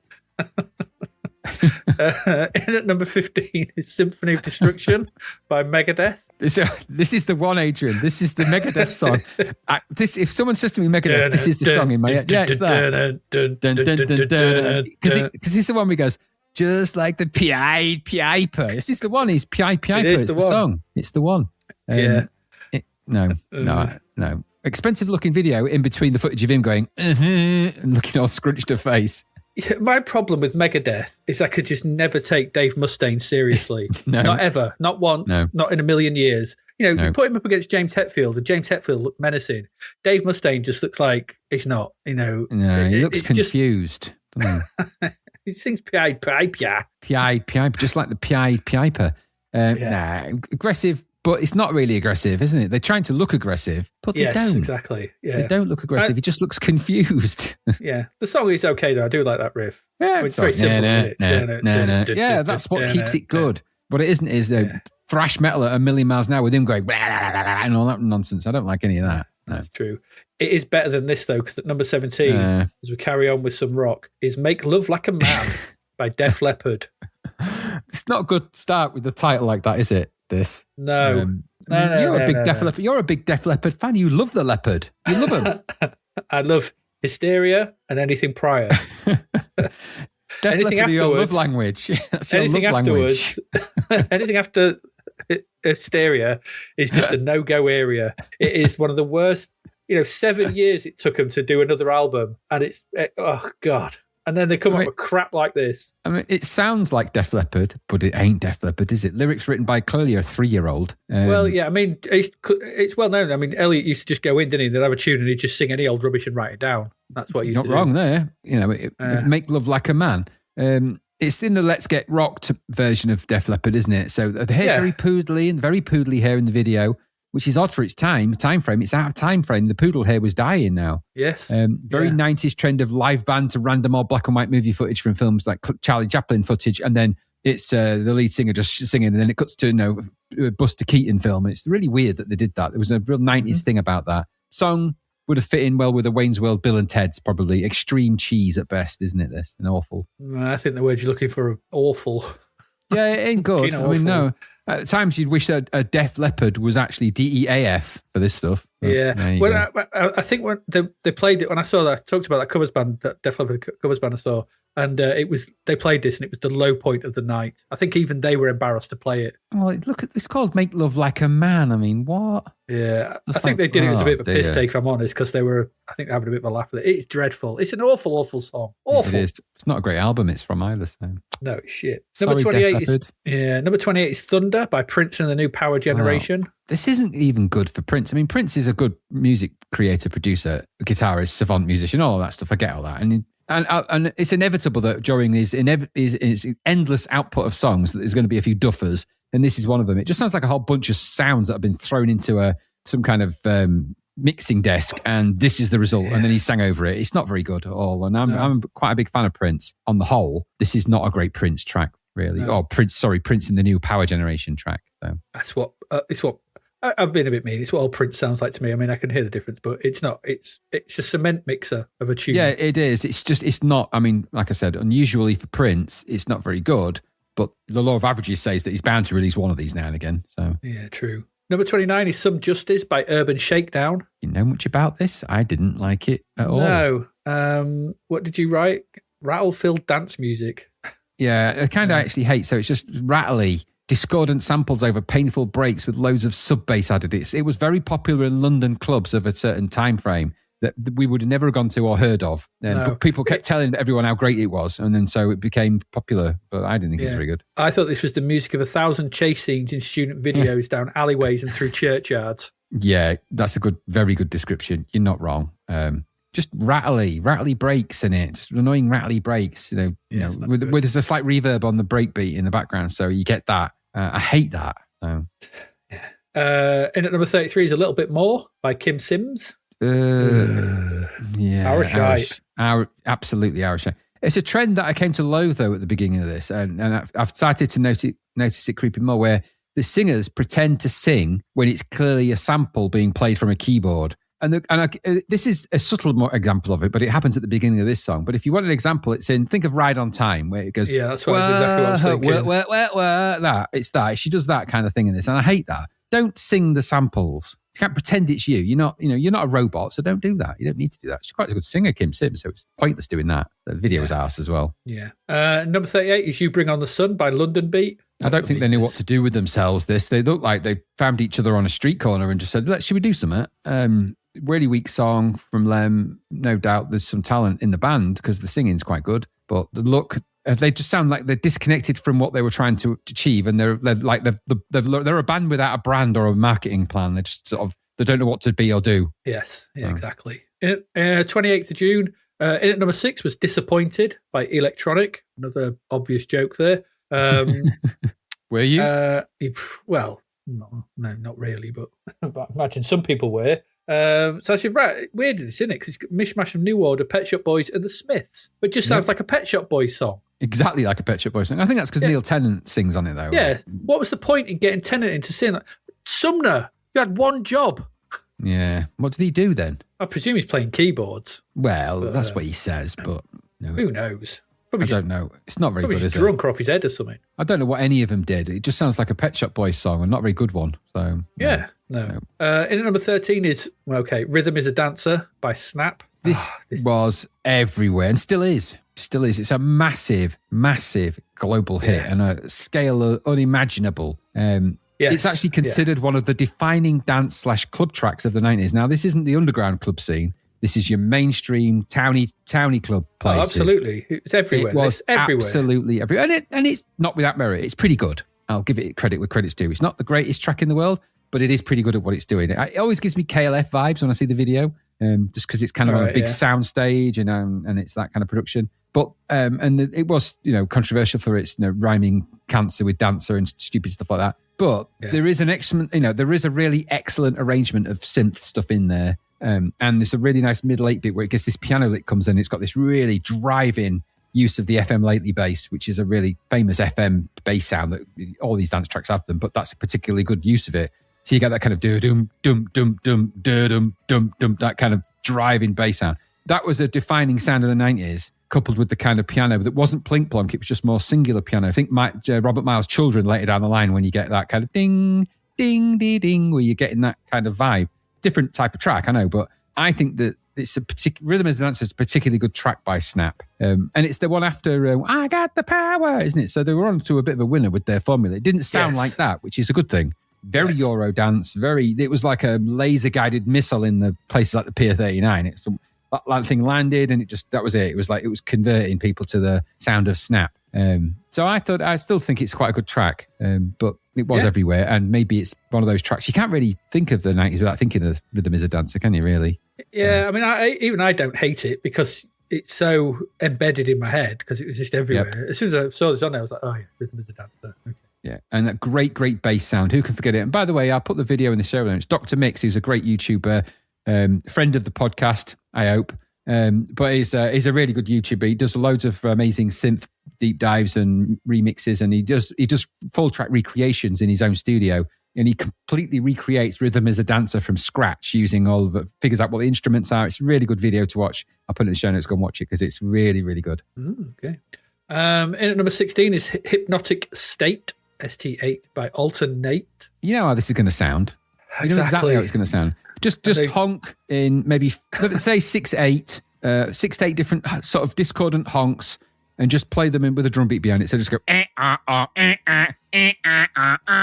you go. I've just done an alternate track for you right there. You have, yep. That. Just that. Get lost with your masks. Yeah, they had a formula. We've said it every time with them. They had a formula. They just did more of the formula, and people in certain places, once they were amphetamine to the point when they were drooling and babbling to somebody about what the price of tea was in China for 6 hours.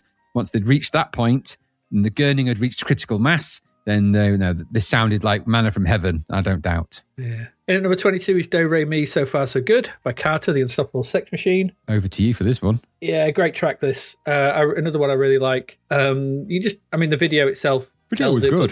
They're just obviously clearly angry at the sort of what do you call it, the sort of take that's and things of the sort of pop, you can see all that in it, and how just annoyed they are with the kind of business side of things, and it's just this song just gets angrier and angrier as it goes on, and this vocal is really good, and it's just a really but they had this knack of just packaging these angry sort of things into catchy tunes. They did. It's a hard thing to do. It's not easy. You can be angry sort of thing, but actually to make that into something that is catchy and singable, that's quite a talent, and Jimbo manages that, and I think it's another really good song. The more I used to listen to him a lot, and then I went back and listened to him, and then again, as we've gone through the singles for this, I've just realised how good Carter were. They were excellent, really, really good. Take your word for it. I mean, I was never a big listener of them. I know, but vicariously for you, so I think that's where I remember hearing this one more than some of the others. I recognise it straight away, so I must have heard it more, maybe because you played it more, or we were at places where they played it more. So yeah.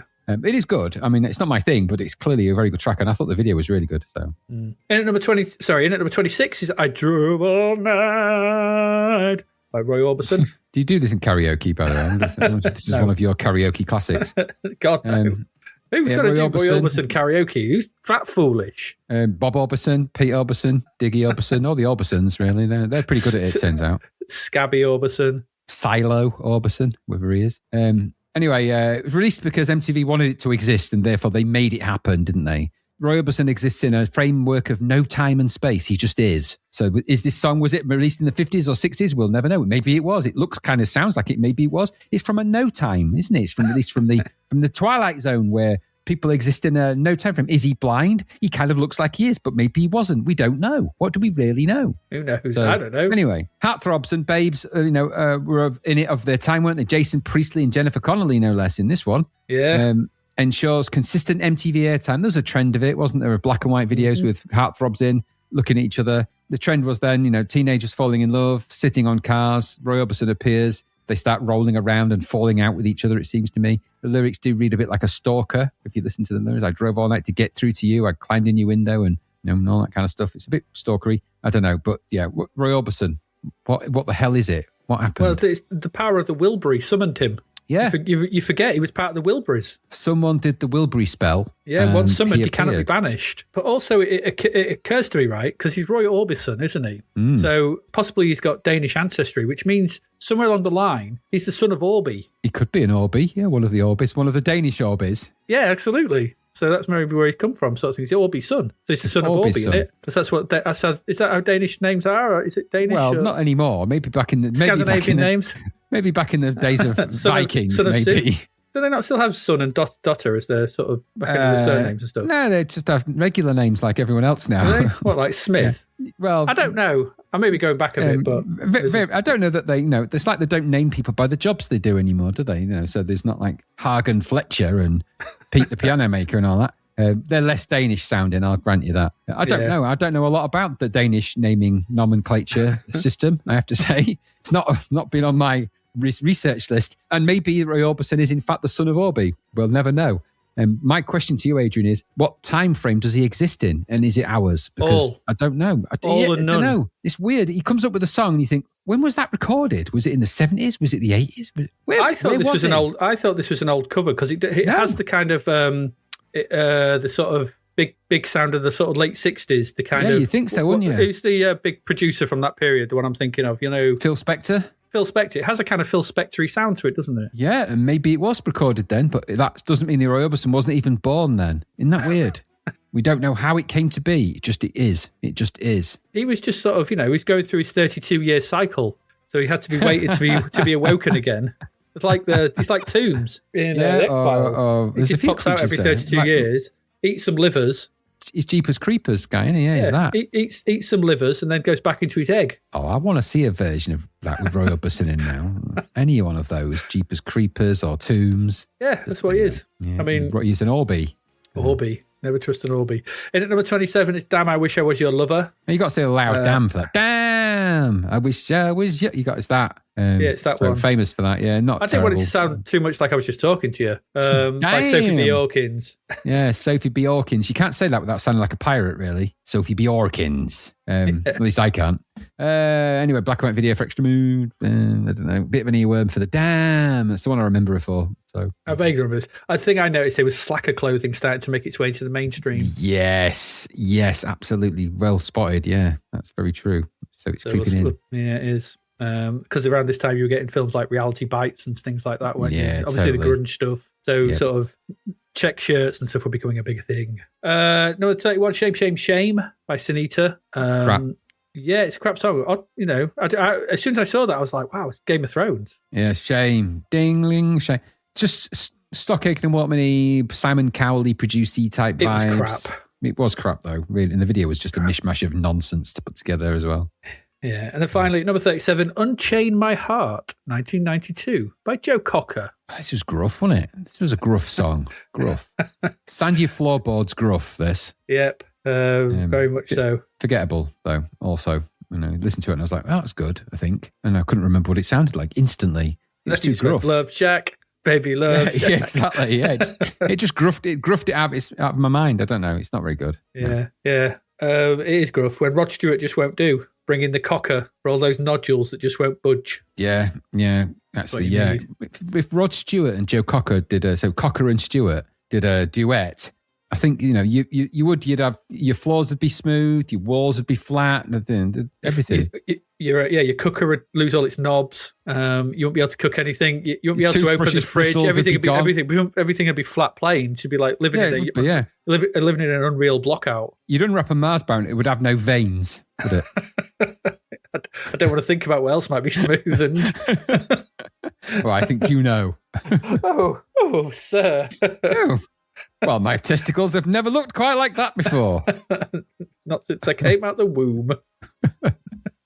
So that took a turn, but there you go. It is called Joe Cocker, though. We're allowed. Yeah, so far so good. Albums. Let's get through the albums. In on 7th of June, we had in at number 2 was Change Everything by Delamitri, their third studio album. Yeah, maybe they did. I don't like Delamitri, and I never will. No, it's always the last to know on this, so that's why it's quite high up. Number 5 is Completely Hooked, The Best of Dr. Hook by David Essex. Yeah. I do like I'm still digging the idea of people doing other people's best ofs. I think that's a concept that nobody's ever thought of. Yeah. The Best of David Bowie by Elton John. It's just David Essex does them all. He does them all. I don't know much about Dr. Hook, but that's the best of apparently. There you go. Yeah. And at number 5 is Shadows and Light by Wilson Phillips. Troubled, wasn't it? Troubled. I don't know, was it? Yeah, because the album was a commercial disaster area. It absolutely bombed, so much so that by the time it had mega bombed and the singles sort of broke the bit of the top 10, by the time it had all gone and settled down in the dust, Cynthia Phillips decided to leave the group as a result of how bad it all was. And they disbanded and they would not reunite again until 2001. Oof, shenanigans. Yeah, they really did fall out. Big commercial disappointment. And at number 9 is As Ugly as They Wanna Be by Ugly Kid Joe. Yeah, an EP, this, not even an LP. So probably not enough material, did there? So certified platinum though. But it was on the back of one track, wasn't it? Everything about you, do. That. So I never liked him and never will again. No.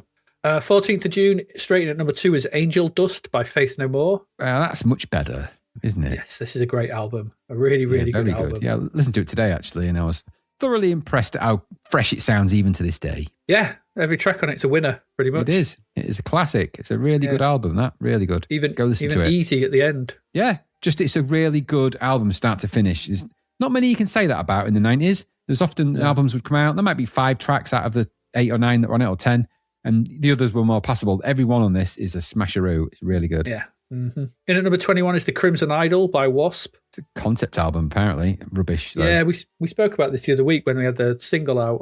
Exactly. So, yep. In number 22 is Hit Parade 1 by The Wedding Present. Yep. So just, I don't know, limited edition something or other. Well, it was the compilation of the first 6 singles because they were releasing a single every month, weren't they? That's right. So this is the A and B side for the first 6 months. And you'll get Hit Parade 2 in December, and I thought, no, you won't. It might be found. You won't. In number 27 is the singles collection, 82 to 92 by Marillion. Yeah. The Fishy Fishy it says on the tin. Yeah, the Fishy Years. Yeah. Should have just called it Fishy. Yeah, getting fishy or something like that. Or, fish in a pond or fish out of water, maybe. And that would have been his solo album, wouldn't it? Yeah, absolutely. Yeah, true. Fish in a Million. Number 28 is A Joyful Noise Unto the Creator by Galliano. Acid jazz. And that's where I'm going to leave that statement. There you go. In at number 34 is Square the Circle by Joan Armour Trading. Yeah, I mean, if she's trading stuff, armour's a good thing to do it in, isn't it? Because people are going to need that. I'm a trading. What are you trading in? I'm Joan. I'm a trading. I'm a trading. What are you trading? Oh, the things I'm a trading.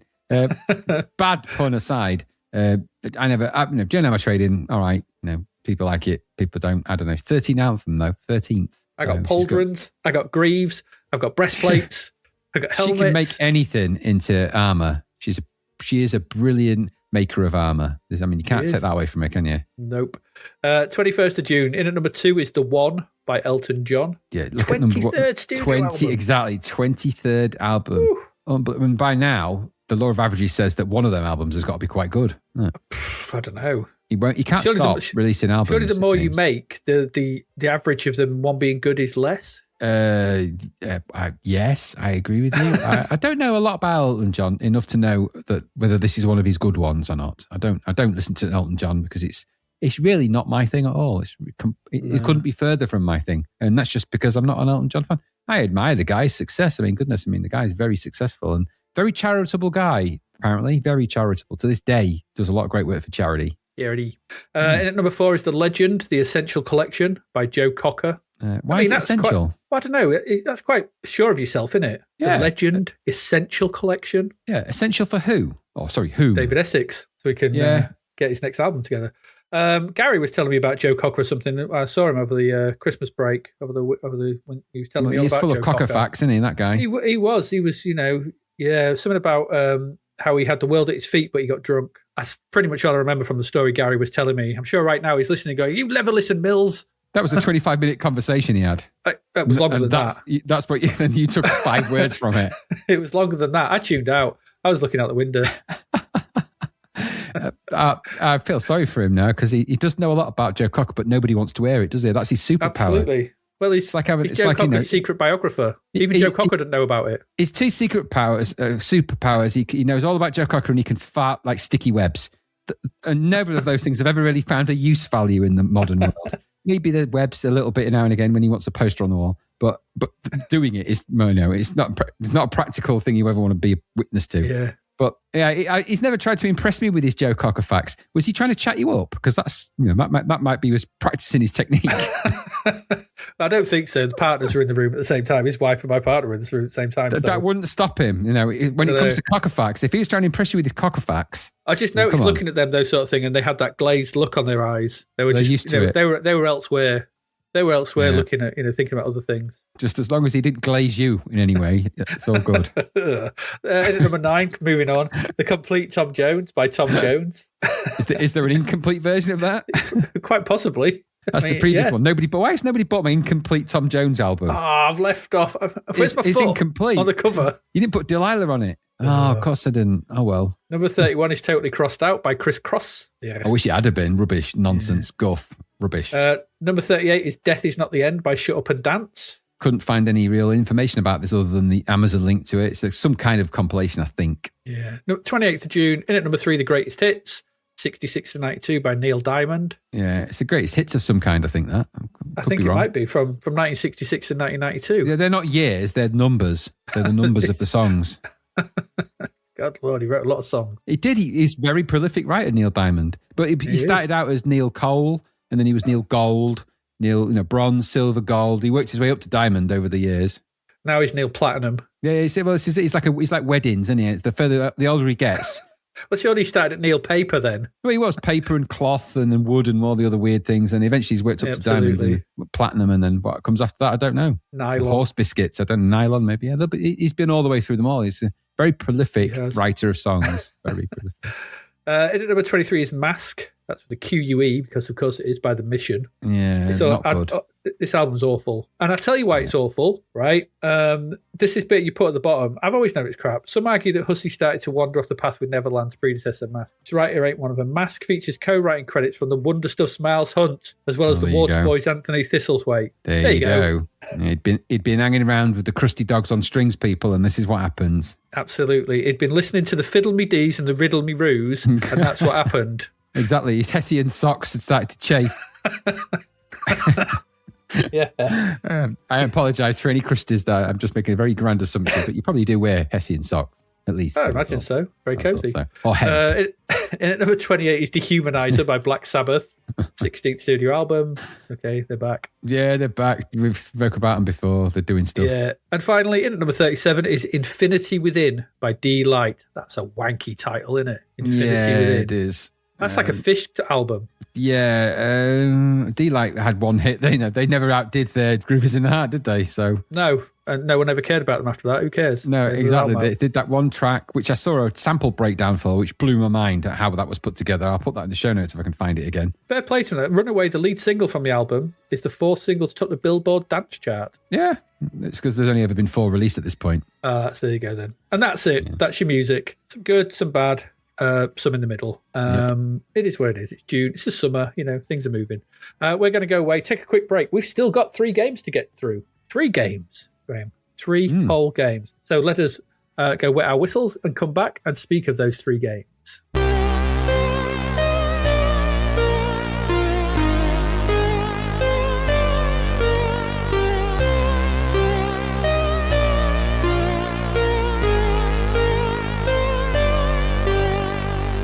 The novel Escape from the Commodore 64 by David Hearn is out now. Growing up in the 80s is a chore for Sarah, who feels misunderstood by her parents and badgered by Reese, her bothersome brother who incessantly prattles on about his treasured computer games. When Reese tells her one of the games tried to pull him inside the computer, she laughs off his fanciful fib. She waggles the joystick to disprove his fairy tale and is pulled into the computer. Now trapped in games she'd never had any interest in playing, how can she possibly beat them? With the help of feisty Nell, another trapped player, can Sarah find her way back home, or is it game over? An evil madman, a hostile planet, bloodthirsty robots, a never-ending throng of karate experts, and relentless digital soldiers will do their best to ensure Sarah never escapes. Available from Amazon and all good online retailers, find out if there's a way out of the beige bread bin of betrayal for Sarah in Escape from the Commodore 64.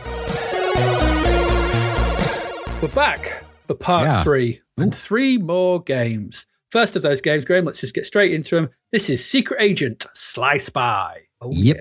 Yeah. Another budget title, but it's Ocean. Ocean, they're back. Actually, they were back last time, weren't they? Because I didn't realise that Skate Wars was an Ocean hit squad, isn't it? Because this is another release on their hit squad label. So it's budget Ocean. And normally, that's 2 Ocean titles they've released, a budget that we've never seen before. We've normally looked at the Ocean titles, or not in this case, though. And this is an odd one not to have seen, I think. Secret Agent Sly Spy, or, as it should have been known, I can't believe the Flemings never sued them, because this is ostensibly a James Bond game in all but name, really. So from the wiki, Sly Spy, known in Japan as Secret Agent, or Shikuretu Agento. Okay.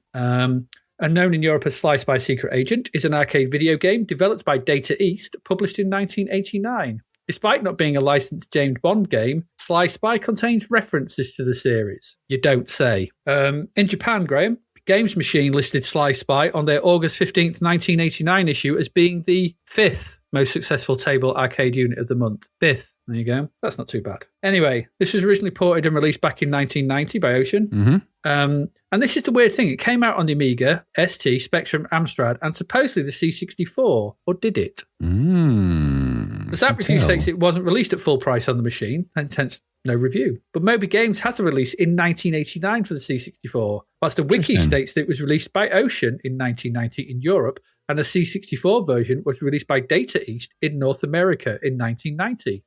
Okay. But I couldn't find hide nor hair of this. The only thing I could find, this seems to have only come out originally on the Night Moves compilation in 1990, alongside Shadow Warriors, Nightbreed, and Midnight Resistance. Nightbreed is one we've got to look at in a couple of issues' time. Okay, interesting. So why it never got a full price release, open to question. I don't know. But it did finally get a budget release on its own, hence us looking at it now. Anyway, a lot of people worked on this. It was published by Ocean, copyright Data East. The C64 version was developed by Software Creations. That's people who did Bubble Bobble and things like that. The code here is by John Buckley and Michael Asia. I'm not sure how you pronounce that. Graphics by Chris Collins and Martin Holland. He also did the title screen. Music here is by Jeff Folin, and the box art was by Bob Wakelin. Okay. All right.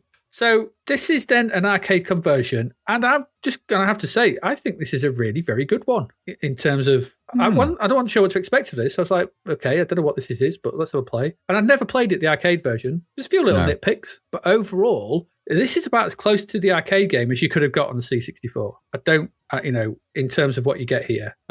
We start off with a good title screen, and I can't believe it's not Timothy Dalton, front and centre. It really does look like him. There's a sexy lady in the top right, and then there's our hero riding a bike and firing a gun. It's very James Bond. Very, very. Everything about this is James Bond. And we also got a decent piece of music from Jeff Folin as well. We did. Before this takes to the title screen, we get credits, high scores, same bit of music playing. It's fine. It does the job. It's just a front end for this arcade game. And it's all right. Yeah. The game itself is a multi-load, and the first part loads in with a stab of the fire button.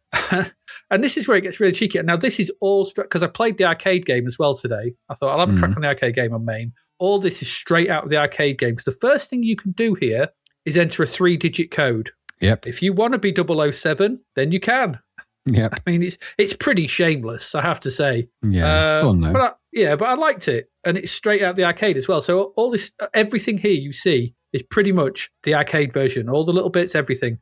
Once you've done this, we get our intro, and we're inside a sort of a plane, and our hero stands at the entrance. There's an open door to the plane, and he's ready to jump out. And we're told, some text comes up, and we're told about something about the Council for World Domination Terrorists, and we have to kill them before they kill innocent people. That's your story, by the way. I could find no real story for this. There's nice touches here. I like the fact that Hero's trousers are flapping in the wind as he stands at the doorway to sort of show that he's sort of in up in a plane sort of thing. If you press fire, it makes him leap from the plane, and we are into the first level. The game features all the levels from the arcade game, about 10 of them, 10, 11, depends how you split them up. And the first sees us skydiving, and we're skydiving downwards, obviously. So we're taking out bad guys as they fall around us. So we're in the middle of the screen, or we can move around, and there's bad guys sort of falling, skydiving around us, and we can shoot them, and that's the whole point. The graphics here are good, really nice. Controls are simple, just directions to move, so up, down, left, right, and diagonals. Fire shoots your gun left and right. Nice and easy. Again, exactly like the arcade game. And here we start to get the sort of power-ups and the things that the bad guys will drop. So throughout the game, bad guys drop objects. And mostly these will be a B to pick up more bullets. And you're going to need them because you can run out of bullets in this. Or it's a G to power up your golden gun meter. Shameless, I said. It's shameless, this. Yes. Right. There are also cans of pop throughout, so you pick up as well. It look like cans of pop to me, to get your energy back. And the different weapons in different levels. So there's machine guns, and sort of more powerful harpoon guns, things like that. The layout of the game is the same throughout as well. The game itself takes up the full screen, which is quite nice to see. And the UI is at the bottom, so it takes up a little bit at the bottom. It's kind of overlaid across the top, the bottom of the screen, but it's also in the bottom border. So it's a nice, really nice touch, that is. It shows your ammo, your current ammo, how much bullet you've got left. It shows your present energy across the middle, that's a bar, your current weapon that you're holding, there's your score, the time remaining for the level, and your golden gun meter, which is empty. As you pick up more Gs, that fills up, okay? Once you parachute it down, it doesn't take long. None of these levels are very long, which is the other thing about this game as well. None of them, it's a very fast-paced game. So once you parachute it down, and you, just like the arcade game, all the players, when he pops open his parachute and drops down into the city. I think this is set in Washington. So you basically went to a more standard run and gun affair at this point. So left and right for movement, up to jump, down to crouch, and fire to shoot. So you can jump and shoot as well. And you're proceeding basically to the statue of Abraham Lincoln, the big statue that's Abraham Lincoln sat there. I'm not quite, I can't remember the actual name of the, do you remember the name of the sort of, that place, the sort of, what it's called? It's just a big statue of Abraham Lincoln. Yeah, it's in Washington. It's the Washington Monument. Yeah, Washington Monument, okay. So you're in pursuit of your prey. If you get there, there's a shootout with loads of enemies. You're kind of stuck outside this, in front of the statue. Enemies are dropping down from the ceiling. In the arcade, they're kind of coming down on ropes. In here, they're just dropping down. But they're coming down in low, so you're shooting left and right, trying to take them all out. Once you do that, you find out that one of the bad guys is making his escape in a black sedan. Okay. Next level loads in. We're on a motorbike, scrolling left to right, shooting and taking out other bikers and jetpack assailants. Controls here are similar again. You can left and right to move forward and back a little bit on the left of the screen, down to duck, fire to shoot, and you can shoot upwards as well. You can press up to do wheelies, and I think up and fire makes you jump, and you can fire upwards as well to take out the sort of jetpack assailants. When you get to the boss, it's this black sedan. It sort of comes on the sort of far right of the screen. They fire guns at you, and then missiles, and you have to duck down underneath them. Just keep shooting them. It's not that hard. Shoot them enough and they blow up, and we find out more terrorists are arriving by boat. So here we're at the docks, back to run and gun style, as we make our way through the boatyard, avoiding henchmen, dogs, jetpacked assailants who fly around. We even have to zip line over a gap at one point before facing the boss, who is none other than Jaws. It's clearer in the arcade who it is.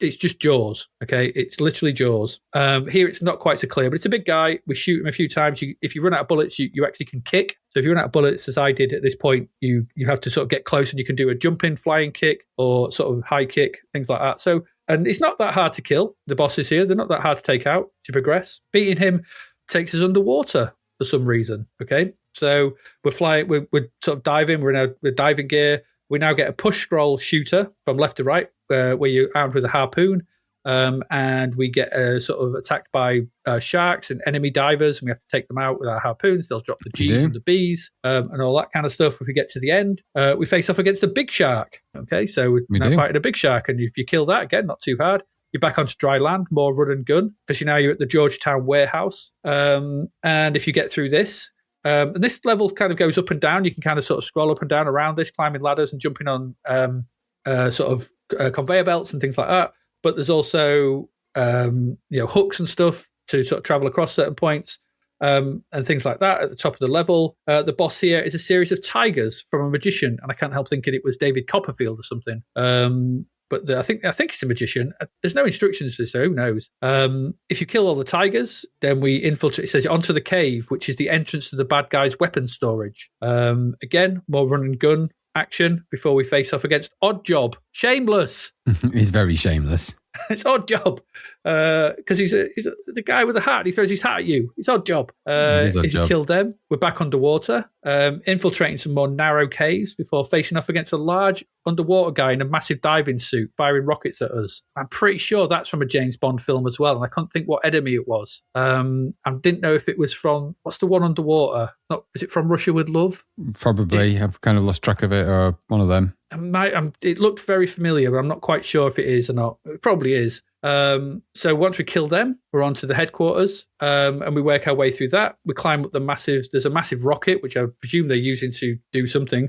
As we climb up the rocket, the bosses come back, so we fight Jaws again, an odd job, before finally getting to the magician at the top. And if you kill him, you get a well done message by the president, I think it's supposed to be, straight out the arcade before we're told to go back and collect the things we missed, which is odd because in the arcade he kind of does a big booming laugh, but that kind of missed it here. But there you go. And then it ends. And that's it. Arcade game all here. Aside from some small presentation elements, like at the beginning of the dockyard, he sort of turns up in the arcade in a Ferrari. Here, you're just there. There's no sound effects either. It's all music. This is literally the entire arcade game in the 60s. And they've done a really great job importing it. All the interstitial cutscenes, introducing the levels are there, along with the dodgy English, the sort of ropey English, because they don't read very well, but they're all there exactly as they were in the arcade. Even the images are the same. The little map at the bottom, it's all there. The ability to use your zip lines, things like that. Fill up the golden gun meter, you get a really powerful laser-like weapon for a short period of time. Exactly, all straight out of the arcade. Even, like I said, the map animation as you move from things, it's all there. I thought the visuals were pretty good throughout. There's some really nice backdrops in this, some really nice effects. They all look really visually different. The C64 versions of the arcade counterpart, but they keep to most of the same color schemes, and it looks and feels like the arcade game. So from the very opening, when you're dropping out the plane, going down the sky, you land in the city.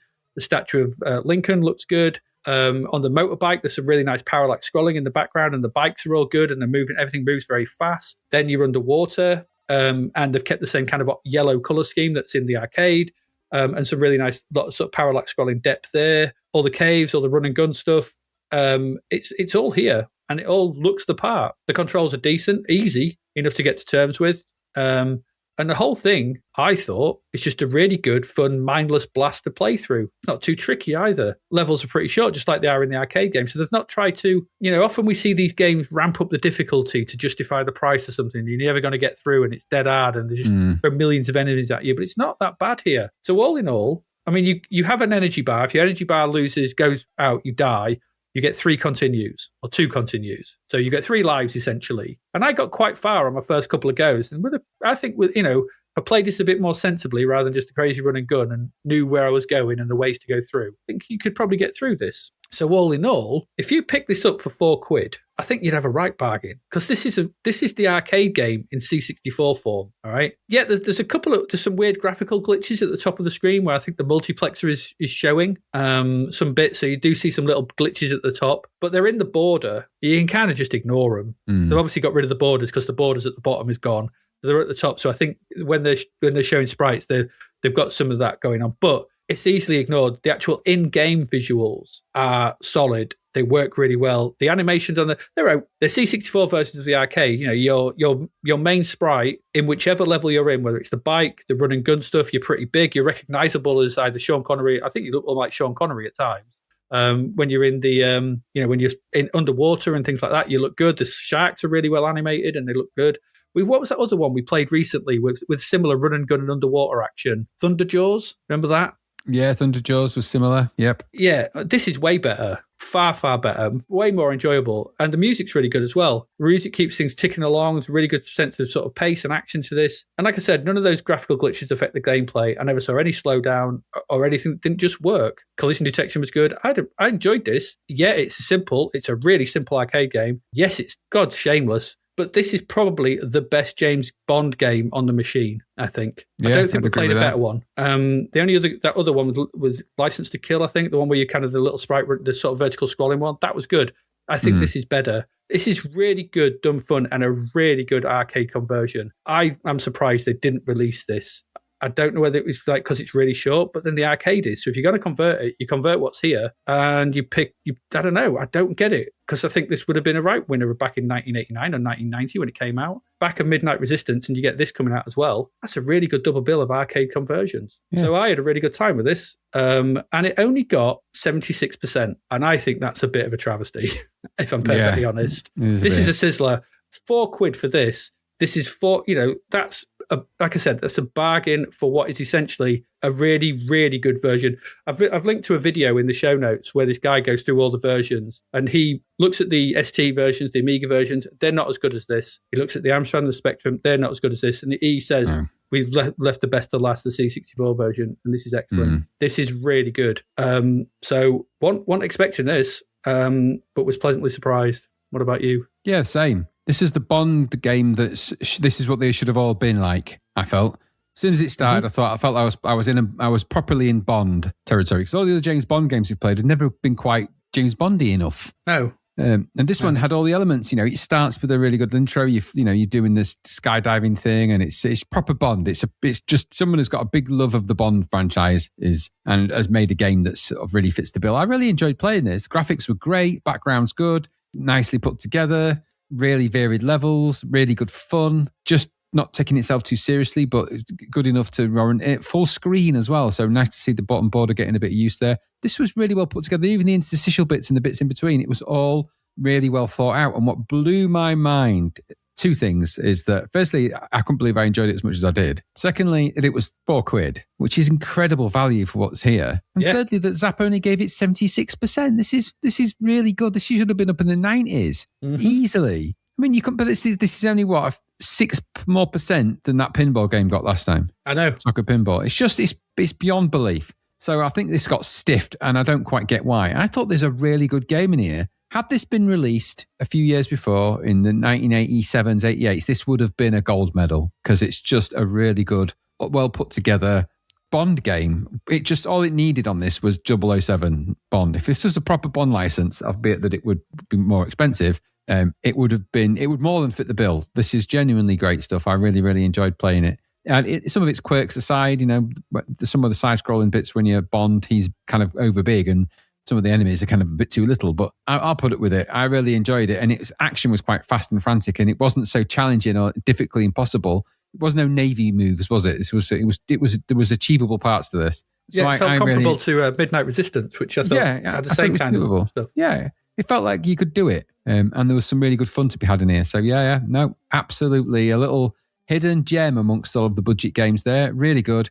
Definitely deserved more than 76%. I think it got stiffed out of existence for that. For $3.99, this it's a Sizzler or a gold medal equivalent all day long. This shame that they couldn't honour that really, and that they'd rather give pinball soccer a relatively equivalent score. Dreamers that they are. Good stuff. Just remember that the Untouchables games and Batman, they got their Ocean games. They got gold medals. This is way better. This is way better. Yeah, it's way more fun. Way better. Graphics are better. The graphics in parts of it, and especially on the side-scrolling sort of shoot 'em up bit, this was akin to a Green Beret style game. Yeah. It had that pace and frantic sort of running backwards and forwards, ducking down, shooting. It was like someone had gone, what was great about Green Beret was that bit, and then they just took that bit. And the sprite design, I thought, was really good on that section as well. The little Bond sprite with his shirt and his braces on, it was really good. You could even see his little bow tie, if we're going to say. It was really good little game. Let alone the backgrounds of the Washington Monument. I mean, it's no doubt you knew where you were. The big Lincoln and the animals were good as well. Those tigers at the end of that level are really good. That shark as well. And the big bosses and stuff. They're really well drawn. The motorbike level I really liked as well. The fact you had a golden gun on that made me laugh a lot. But it's a really good Bond game, in all but name, and I really enjoyed it for that. So well done. Yeah, absolutely. There we go. What another pleasant surprise. June starts off well. June's starting off well. Let's hope it continues. Let us hope it continues. Let's move on to our next one. And Graham, that one is for you, and to tell us all about Black Hornet. Okay, I will. This was $3.99 again. Of course, it's part of the budget team. This was from High Tech Software, developed by PAL Developments and produced by Rave. The coder here, though, underneath all of that, was Nick Taylor. Now, he did Soccer 7, and I'm not sure we were ever going to forgive him for that. But he also did Johnny Quest and quite a lot of other stuff as well. The graphics are Jason Bracehill. He did Steg. Don't forget he did Steg earlier on this issue. Yeah, graphics are Jason Bracehill. He did Sky High Stuntman. Remember that? Yeah. Title screen also Jason Bracehill, and the musician who was David Spicer. He did Time Soldier, amongst others. So the blurb for this is a little bit convoluted here and there because the manual that I've got was kind of typed in. And it's sort of more descriptive of the briefing, but there's no real what the game is structured about. The best I could come up with was this. You pilot the Black Hornet, an advanced stealth fighter that can nip in and out without any sound to destroy any enemy. Once again, the world is under threat from a madman, so it's decided to send you with the Black Hornet. You will encounter various enemies and ground installations who are hell-bent to destroy you. As well as destroying these buildings, and various vehicles can be destroyed as well. Deserts, valleys and mountains, sea and space will need to be flown through to complete your mission. Black Hornet is a vertically scrolling shoot 'em up Viewed from above, the joystick is used to control your plane, while the fire button fires one of the various weapons. To select a weapon, you press the spacebar. You need to keep an eye on your fuel gauge, which slowly empties the further you progress. Along the way, you will see an airfield or an aircraft carrier. Pressing forward and fire on the edge of these will allow you to land on them. Be careful, though, because the enemies can still hurt you. Here you can buy more weapons and even refuel. These items cost you points, so make sure you blast everything in sight to boost your score. As well as the main playing area, you can also see your live score, damage, fuel gauge, weapons, and so on and so forth. So that's kind of, it's a top-down shooter. Classic old shooter, not this. It says the aircraft, by the way, has many of the latest features. Don't know if you know that. That is titanium honeycomb structure for strength with extreme lightness, fuel-cooled exhaust nozzles to minimize infrared heat signatures. We all need them. Unstable aerodynamic design and fly-by-wire computer systems for maximum maneuverability, and generic weapons and fueling mounts, enabling different weapons to be carried without modification and enable refueling at enemy installations. Fab. And then it says the finale, but it's meant to say final briefing. It says, at your disposal is a range of air-to-air and ground-to-air weapons with which you can destroy the might of the enemy forces. It's aircraft, ships, and ground installations, or gound installations, as it says. All your skills at the controls will be needed, moving Black Hornet in all 3 dimensions. That's all 3 dimensions. It's not a 3-dimensional game, so that's a bit of a misnomer. Misleading that. It means up and down and left and right, which is 4 directions. Okay. To avoid all... I suppose there is height in this as well, which is a bit lost in the game, actually, the height thing. But it is there. Whilst ensuring that the aircraft does not collide with the terrain. Okay. So, look, this is an old... I guess I want to say old school shooter, but it is a top-down shoot-'em-up. Very much of the top-down shoot-'em-up ilk. It's got graphics that are akin to most of these kind of games that we've played. It's a bit old school, this, actually. So, when you say old school, you'll notice that because when the title screen appears, it's got the logo at the top, Black Hornet, and then the text is in that kind of style of Green Beret almost type font. So it's got that kind of military font. And you're like, that reminds me of like a heritage of these kind of things. This was out on 16-bit formats as well, and they're obviously more graphically impressive, but this is, it is what it is. Good music for this game, I thought. And it's sort of an interesting setup. And then once you press fire, you're straight into the game. The main window of the game is the shoot 'em up part where it scrolls down the backgrounds with various things that shoot at you. Very small bullets that are quite hard to see, but it is what it is. And you control an aeroplane that takes off at the beginning, and then it scrolls upwards, a la Swiv and a million other games of this type that we've seen. The backgrounds are reminiscent of a Swiv type look. So they have that kind of smaller scale, but train tracks and buildings and things like that. But they look quite detailed and they're quite nice. And they've got varying colours on them as well, which gives it a kind of nice vibe. And there's 4 levels of this to go at throughout the game, which isn't a lot, but the levels are, there's quite a lot in them. There's quite a lot packed in them. They do kind of end abruptly. They just sort of stop and you go to the next one when you get to the end. There's no kind of brouhaha. But, you get to a thingy, don't you? You get to the airport, don't you, and land? Yeah. But it's just kind of, it's just stop and go to the next one. It's not like there's, I didn't come across any big bosses or anything as far as I was aware that was like a big giant thing on the screen or anything like that. No, there wasn't. No. So it is just budget shooting action. The colour is very good though, and the sounds are all very good. The UI is at the bottom. It's about 3 characters high. There's kind of a colour display, but it just gives you the score and then the various states of the weapons and fuel and things like that. You press spacebar to change them between all the different weapons. You can't collect power-ups in this game as such. And you can land on things and buy more weapons, but you can't upgrade your weapons. They are what they are. You just have them. And you can press and hold the fire button down and just keep on shooting, which is nice in these kind of games, isn't it? Yeah. And all really is that. It's a kind of... I wouldn't say it was a basic shoot-'em-up because the graphics are better than basic. But it is just doing that. You get $3.99's worth of shooter. Decent sound effects, decent music. The controls are nippy. You can get speed ups and things like that. One of the criticisms I read in Zap was that it's actually slow and sluggish. Now, I never thought it was sluggish or slow. No. So I don't get that criticism. I don't know whether they played a different version or something. I don't know. I thought all in all, this actually had some really good stuff going for it. Firstly, it's budget. Secondly, it's not trying to pretend to be anything that it's not. It's not doing anything majorly big or small. It's just doing what it does. It says in the essential info, it says points are gained by shooting ground installations, like I said, and you can't run out of fuel. And you control it in the normal way. It says a shadow is visible on the screen below the aircraft to indicate the Black Hornet's height relative to the ground. When an airfield or aircraft carrier is encountered, you have to option to land. So that's how you kind of gauge the distance between you and the ground. It's a little bit confusing at times when that appears, but that's how you do it. And then you can sort of get those extra, well, I say extra weapons, just get extra resources, really. So you've got to fight your way through the 4 levels, of which there are, there's the barren desert, valleys and mountains, sea, and finally in space. The last level is actually quite nicely done as well. You get a nice Starfield effect as you blast your way through that. So it's 4 levels of blasting action for £4. It's all the 4s, isn't it? Yep. Now, I thought it was all right, this. I wouldn't, it's not, is it going to be, set the world on fire for being the greatest shoot 'em up in the world? No. But is it going to, fulfill you for £4 worth of shooting action on a Sunday Sunday afternoon? Yeah, absolutely it will. It's not what 2-player. It's not doing anything super fancy. But I thought the graphics and the presentation actually were quite nice for this. And it kind of made it feel like it had a bit more production to it. I think it got unfairly panned in Zapped. They gave this 42%. I think that's unfair because I think this is actually a very good budget shooter.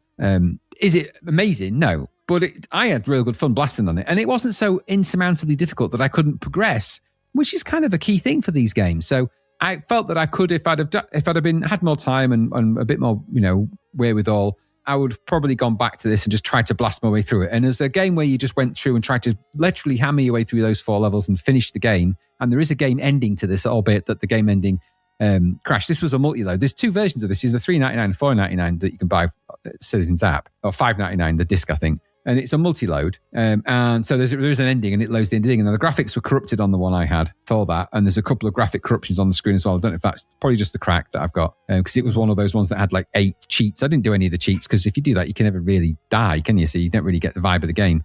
But I sort of blasted my way through. I got all the way through to level 2, I think. And then I didn't really get much further than that. But there was an option to see the ending on the version we had, which was a disc version. So I did jump to that just to see it. And there is like an ending, which meant that for a £4.99 game, you've got a beginning, middle, and end. You've got a really simple story. The idea is just to blast and drop bombs. You've got things on the screen, as well as the enemies that fly around and formations and things like that of different sort of types. But you've also got things you can bomb and drop bombs on. So the ground is destructible as well. And that's a nice touch. We haven't seen any of those since like the slap fight days or some of those other earlier shoot-em-ups where you scroll upwards and you can blow the scenery up. I've always quite liked those ones. There's nothing harmful about this game. It's actually a pretty good little budget shooter as it goes. And I think it deserved to be in the 70s. Now, let's compare this at 42%.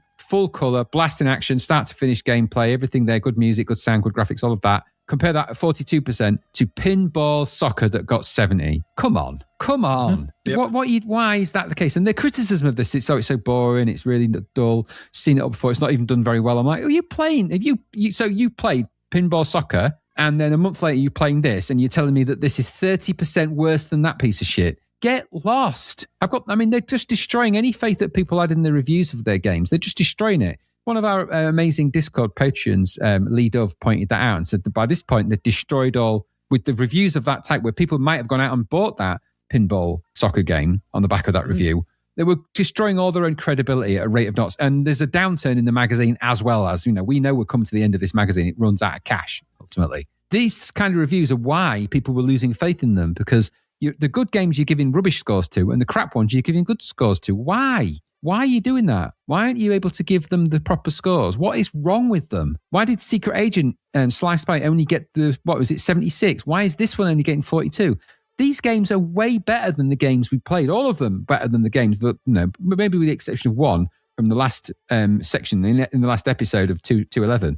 They were a bunch of crap. And these have all been pretty good. And you're giving them really, really naff reviews. What is wrong with you? What is wrong with them, these reviewers? It really annoys me, because when you do get games in the later stages of the C64's life, like this one and a few others, when we're coming towards the end of its life cycle, when you do get good games, you should be praising them, because that might be that they might make another one. But no, instead, you just beat them up. And so thereby making sure that nobody's going to release games on the C64, because nobody will probably buy them because they're still influential, aren't they? It's such a shoot yourself in the foot, dumbass, stupid, idiot thing to do. It is literally strangling the very thing that's keeping your magazine afloat to death. Why? Why would you want to self-destruct like that? This is self-harm on an epic magazine-related scale. It's ridiculous. So I'm finding I'm getting more and more, as we've gone through and we go through more zaps to get towards the end, I find them just really starting to annoy me with their stupid review scores. So this deserved a lot better than it got. Go and give it a play, and I think you'll find it amazing, but it ain't that bad. And it certainly ain't 42% bad. So, but what do you think? Yeah, I thought it's all right. I did get, and they said this in the review, and I thought while I was playing it as well, I did get hints of shoot 'em up construction kit, and I don't know whether that's where its roots lie. And the reason for that was some of the movement, and some of the movement of the enemies their patterns, the way they moved, they felt very similar to what I did in Heli Squad. And I know that having done that in Shoot 'em Up Construction Kit, I could see those patterns and go, the way that they're drawn it's and they possible. move. It's not impossible, but that was the purpose of Shoot 'em Up Construction Kit. Well, though, exactly. I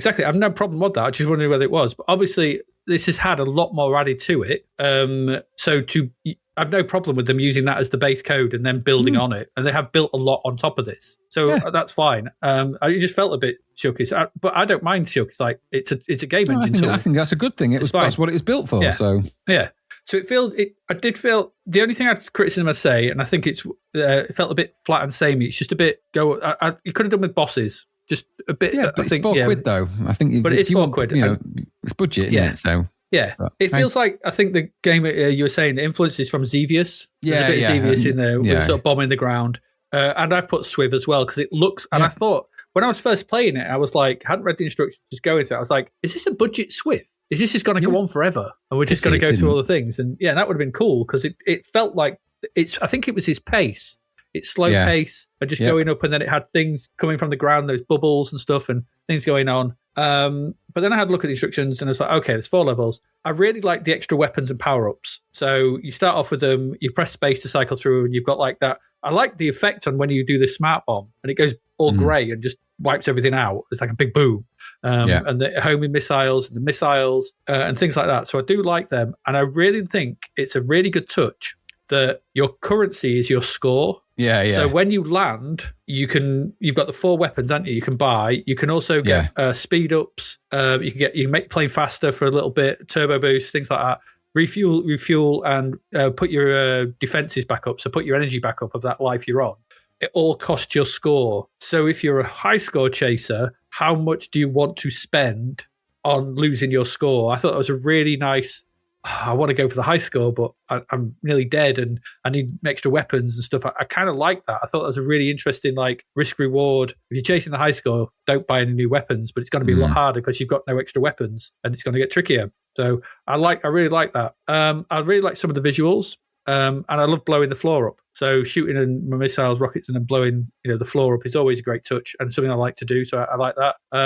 So it's not top of the range. It's not thingy, but I've written exactly the same as you. 42% of this is harsh. It's really harsh. Because it's a perfectly serviceable budget shooter. It's perfectly good. It's in its 70s. You'll have a nice little decent time with it. You'll shoot stuff. You'll blow stuff up. You'll go through the levels. It isn't too hard. The sort of bits have been bolted onto it. I like landing to get new stuff, making choices. The presentation is really good. The graphics are really nice in places. They could have done something a little better, a little more with that height thing, because it just doesn't play into it in any way, shape, or form. So maybe there would have been tall structures that you could fly, to fly around and stuff. Maybe, I don't know. But I think it's a really decent budget shooter. That was the same as you, all told. And I think they were harsh on it. I think they were very harsh. It's a decent enough game, and I was playing this working my way through the levels, playing this for a fair bit, and it's okay. Yeah, no problem with it. So there you go, Black Hornet, and that's 2 games from the same guy. He's done 2 good games this month, Steg and this. Yeah, same guy. There you go. Yep. So well done, those people. Well done. All right, let's move on. We've still got 1 game left for this episode.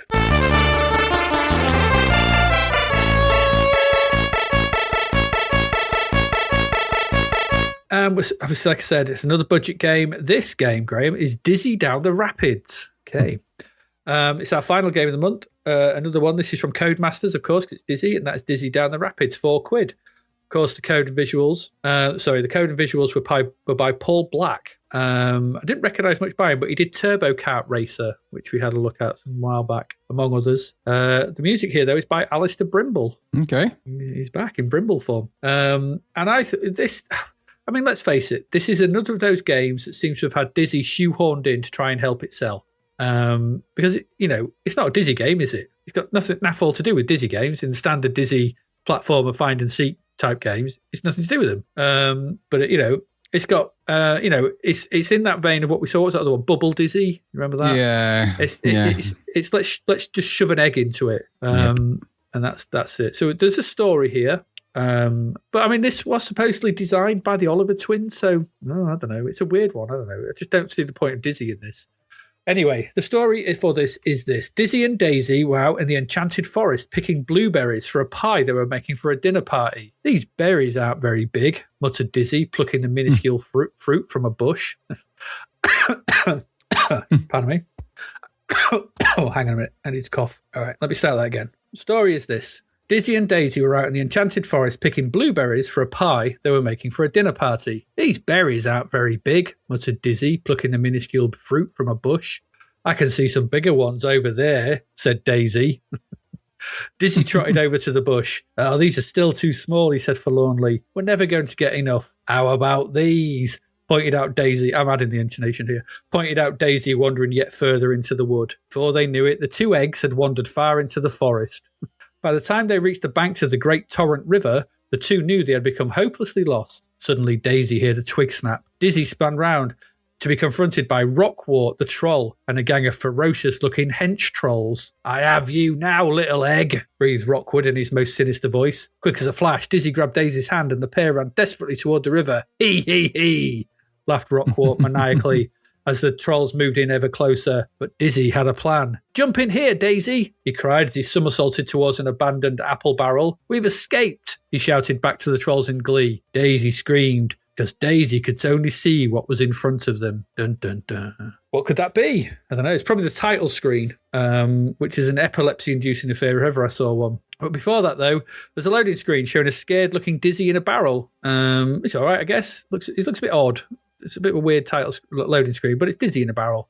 And then you get that title screen appearing. So this title screen, at the top, we've got the word Dizzy. It's flashing away. In a different font underneath it, we've got Down the Rapids. And over this, at the top, we've got some fireworks going off. So there's loads going on. At the bottom of the screen, we have a vertically scrolling high score table, which is nice. And then across the middle, we've got a giant, fast, horizontally scrolling message. So the combo of effects, different scrolling directions and colours, it did my head in, if I'm honest. I was looking at it going, what is this? What's going on? There's too much stuff going on screen. And they're like, just because you can doesn't mean you should. Have a little bit of restraint, maybe. The music by Mr. Brimble here is okay. It's not enough to offset the visuals, though. It's just like, your only option is to press the fire button and start the game. But this actually lets you into a small menu, and here you can pick a single player or two player game, change the names of the players, or watch a demo. And if you leave it at this point and do nothing, the demo just starts automatically sort of scrolling down through some of the levels. For the purpose of this, I played a single player. I did try it at 2 players, and it's the same, just with another player. So, make of that what you will. The game starts, it's got a happy little ditty, and there's a massive ready just comes across the screen, okay? The UI is at the top, takes up about top 4 or 5 lines, shows your score for both players, 1 and 2, even if you're playing single or 2 player. It shows your score, the number of objects you have left to throw, and your lives, and it's got the timer in the middle between the 2 layouts. Press fire again, and the game starts. And it's not so much Dizzy down the rapids as it is Dizzy out for a nice float along a river at this point. So this is essentially a Tubin knockoff. Yeah, exactly. Really? So the screen scrolls downwards, and you see it from the same perspective as games like Tubin and Commando, that kind of sort of 3/4 view looking down, but it's scrolling downwards. Unlike Tubin, though, where you controlled it left and right to flap your arms and turn the boat and going downwards and things like that, you control Dizzy in his barrel with standard controls. So up, down, left and right. Which way you're facing when you press fire throws a rock or whatever it is that you're sort of lobbing at creatures here. And that's it. You progress down the river, moving left, just generally moving. You don't move if you don't move down the river, so there's no current if you don't move. You have to push down, and so it's a bit weird. I was expecting something else. So as you progress down the river, there are enemies. These are made up of various animals, small dragons and the like, so frogs, eels, rats, dragons, all kinds of things like that. They'll be swimming back and forth. Well, there's even dragons look like little imps or dragons or something on like bridges or by the side of the river, and they're firing cannons into the water. And so you have to avoid them, avoid the cannonballs, avoid anything that's firing at you or anything moving. You have to avoid them to get past them, or you can kill them with rocks. So you can throw the rocks. But remember, you've only got a limited amount of them. You can pick up more rocks within the level, so there's things to pick up and things like that. Should you hit one of them, should you come into contact, you lose a life, and if you lose all your lives, obviously you've got 3 of them, it's game over. At certain points, there are actually rapids marked by sort of swirly the water. And these actually push you forward at a faster rate, and you sort of it kind of takes you over control. You have to be careful because they might throw you into an enemy, or you've got to sort of avoid stuff in them and things like that. But, they're few and far between for the most part. And if you make it to the end of the level, you get to go through a bonus section with gates, like in a sort of kayaking thing for extra points, before moving on to the next very, very similar level. And there are 7 of them to get through in total. Should you get past all 7, you get a congratulations message, and that's it. This is a very simple game, really simple. And by taking out the control scheme of Tubin, they've kind of taken the challenge out of the game itself and anything that kind of actually makes this kind of what it is. In Tubin, sort of, controlling the left and right turn and making yourself move in those directions was the whole point of it. This, you just move left, right, up and down. And there's no... Exactly. Apart from when it's in the rapids, there's nothing making you move, so you can kind of just wait around. There's a timer, obviously, but you've got plenty of time to actually sort of meander about and stuff, things like that. So, pick stuff up, avoid things. And it just feels really flat and a bit sort of late, a bit just about it. The visuals are quite nice, though. I'll say that. There's some really nice masking of the main sprite as you go under bridges or behind trees. It gives it a nice sort of 3D effect. So there is some actually nice little bits and bobs. As you come out the other side, there's some nice shadow work going on. And I quite like those. The sprites and stuff throughout, they're also fairly well drawn. I'll give it credit where it's credit due. Dizzy in his little barrel looks quite cute. The dragons and stuff by the side, the ones flying across, the river, the trackside, sort of riverside detail, the trees. It all looks nice. There's nothing wrong with any of this, as I said. But it's quiet again. There's a bit of music and some bit of sort of sound effects and things when you're dropping stuff, but some in-game music would not have gone amiss. Again, it's a bit quiet. It's not a bad game, this, by any stretch of the imagination. Looks, sounds nice. Plays as intended. Inclusion of 2 players, I guess, is a nice touch. It just lacks any sense of excitement. Yeah. Rapids in the title implies some speed and peril to proceedings, but it's got very little of that. And if you change the sprite to Dizzy, if you were just punting like a boat, like a barge, through Oxford, it wouldn't have felt out of place at this speed and place. That's what it feels like. You just pootling along a river. It's just, like I said, it's too flat and samey. The levels don't really change very much. All the graphics are the same from level to level. The enemies stay the same. Just the layout gets a bit more tricky and things like that. It's just not engaging. And this got 82%. It's not worth 82%. It's not.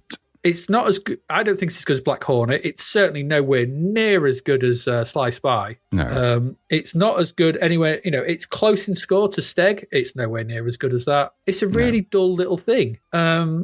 It needed more variety, more action, variety in the visuals, the levels and the scenery. Could have gone through different biomes, different places, different things, so rocks, anywhere as you go through this kind of down this river, buildings, whatever. You just needed something different. It's the same all the way through, but it's £4.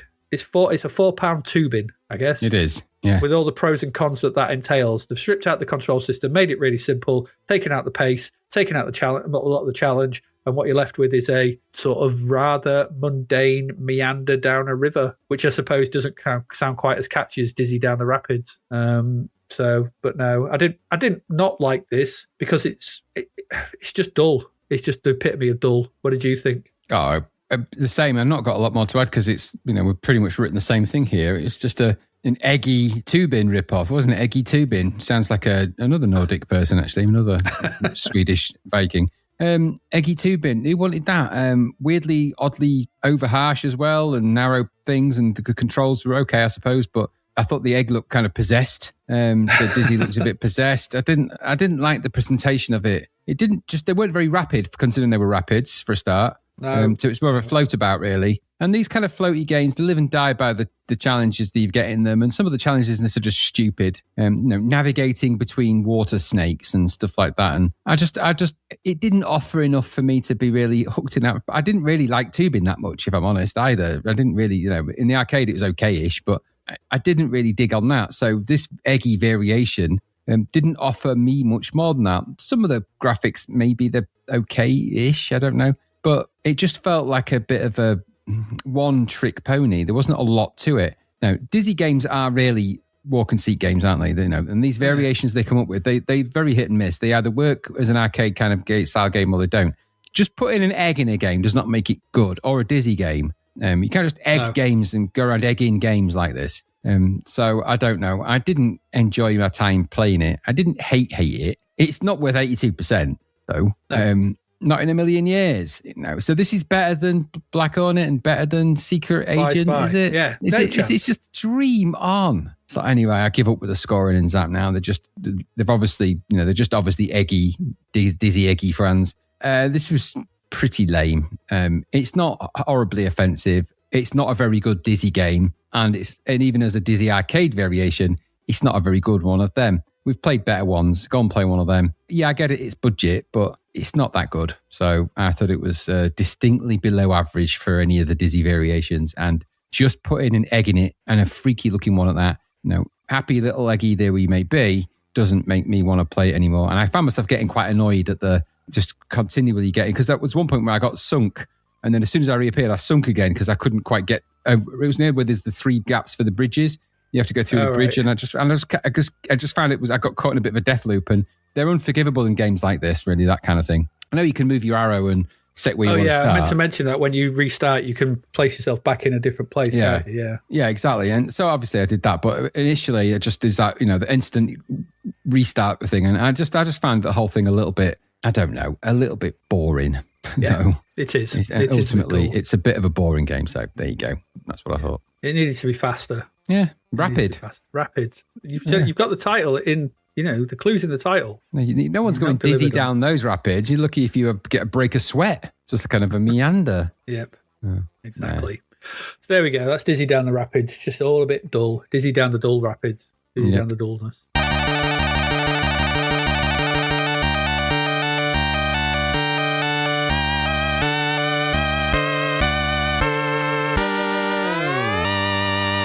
And that's it for this week. That's 5 games. That's not a bad hit rate. I'd say that's 3 good ones. Steg was good. Which is pretty good. Yep, it was. I enjoyed Steg. Skate Wars, well, even the bad ones, they're not irredeemably bad. They're just not great. No, so they're just missing. They're missing key things. In that one. Yeah, Skate Wars was just a bit of a weird one after Speedball. Secret Agent Sly Spy is great.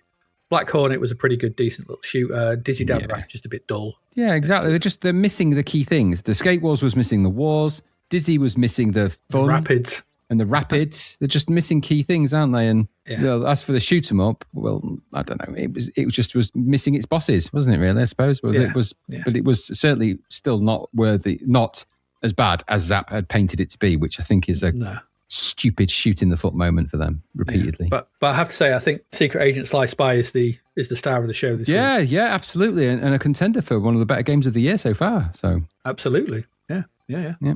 Really good. There you go. So that's it. If you wish to support us as we continue on towards the end and beyond, we can do that. We have a Patreon. It's patreon.com/Zapped to the Past. Come and join in. Get access to our Discord server. Get the episodes ad-free and early on a Friday evening. Or, well, depending on where you are in the world, they're 6 o'clock. They're usually 6 o'clock UK time. Join in on our end-of-year bread bins, Ask the Podcast, and anything else we think of doing. And things like that. So that's well less than the price of a pint of beer. We'll sign you up for that. And it helps us keep on going. We have a Ko-fi, kofi.com/Zapped to the Past.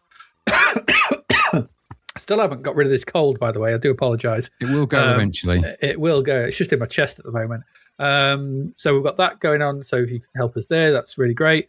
We've got a shop, zappedtothepast.shop, and everything else. Is the Clacker competition still open? I think for another. I'll have to check. I think it's open to the 17th. I'm just going to check now. But it's still open currently as we do this particular thing. You won't hear it in time. It closes on the 18th of January. Oh, you won't hear it then. So no point. The Clacker competition has closed. So I can't help you then. Sorry.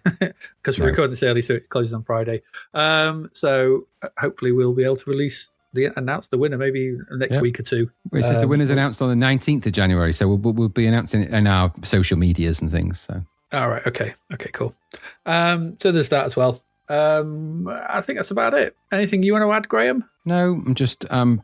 I know it will come as no surprise that I am now getting more and more frustrated with the stupid scoring in Zapped, but as I feel like I go on about it, but we're just seeing it now time after time after time after time. It started a while ago, but it's kind of reaching a peak at the moment. I'm hoping that there is some sense that maybe they'll come good. I don't know, but I'm not having that much hope. But let's see how next week's games fare against them. The couple I'm looking at right now, Arnie got 83%, G-Lock got 35%. Maybe that's about right. We'll find out, won't we? We'll find out. The thing that annoys me about it, because obviously I do all the agenda stuff and set all the episodes out and what comes first, and usually we want the first game of the month to be the the high scorer. We want it to be the first one, and it's making a mockery of where these games are coming. So there's no, it's random. I can't, like, usually we could sort of say, right, a good one, bad one, good one, bad one. We can kind of sort of, and in the old days that kind of usually worked. Now it's a who knows, it could be good, bad, good. I mean, Black Hornet got 42%, so it's down there before Dizzy Down the Rapids. Really, they should be the other way around in terms of how we kind of like to structure the episode. And that's annoying for me as well. So from a, but hey-ho, it is what it is, isn't it? It is. Yeah, it is. Next week's games, so the final 5 games for June, they are, this is there's Arnie, G-Lock, Over the Net, Soccer Rivals, and Seymour Goes to Hollywood. They could be good. They could be bad. Who knows? I mean, I have no idea at this point. And don't forget as well, every game that we will be looking at for the rest of the year is all on zappedtothepast.com. So you can go there if you're sort of curious as to what's coming out over the rest of the year or the rest of the next few weeks. And do feel free, to comment and, get in contact with us and let us know what you think about it. We're always happy to hear stuff. So, it's always nice to hear those kind of things. But I think on that note, we shall say goodbyes. I think it's been a fairly longish episode again, which is always nice. And we hope we've entertained you. So as ever, I have been Adrian Mills. And I have been Graham Raddings. And you have been listening to Zapped to the Past Down the Rapids. And we will see you again next week. Goodbye. Thank you for listening to the Zapped to the Past podcast. We hope you enjoyed our deep dive into the world of Commodore 64 games, as well as the music, films and TV from around the 1980s, driven, of course, by the issue of Zap 64 magazine published at that time. We will return with a whole new batch of games and stuff to talk about next week. Until then, if you want to listen to or download previous episodes of Zapped to the Past, and why wouldn't you, they can all be found on our website at zappedtothepast.com, as well as being available on Podbean, Apple Podcasts, Google Podcasts, Spotify, Deezer, Audible, Player FM, and, well, pretty much anywhere where we can upload them. By the way, we do always love to hear from our amazing listeners, so if you'd like to contact us about anything in the podcast or beyond, you can do so by emailing us at zappedtothepast@gmail.com. We're also active on Twitter under @ZapTother, as well as Facebook, Instagram, and most social media platforms. Just search for Zapped to the Past and you'll find us. Oh, and if you like the podcast and what we're doing, please do like, share, review, rate us. It really helps. Something. Apparently, the Zapped to the Past podcast is written and produced by Adrian Mills and Graham Raddings and recorded at Flaky Bits 2.0 Studio. All opinions expressed are those of the writers, and while we indeed love Zap 64 magazine, the Zapped to the Past podcast is not affiliated with it in any way. Stay safe, see you next time, and remember, we play these games so you don't have to.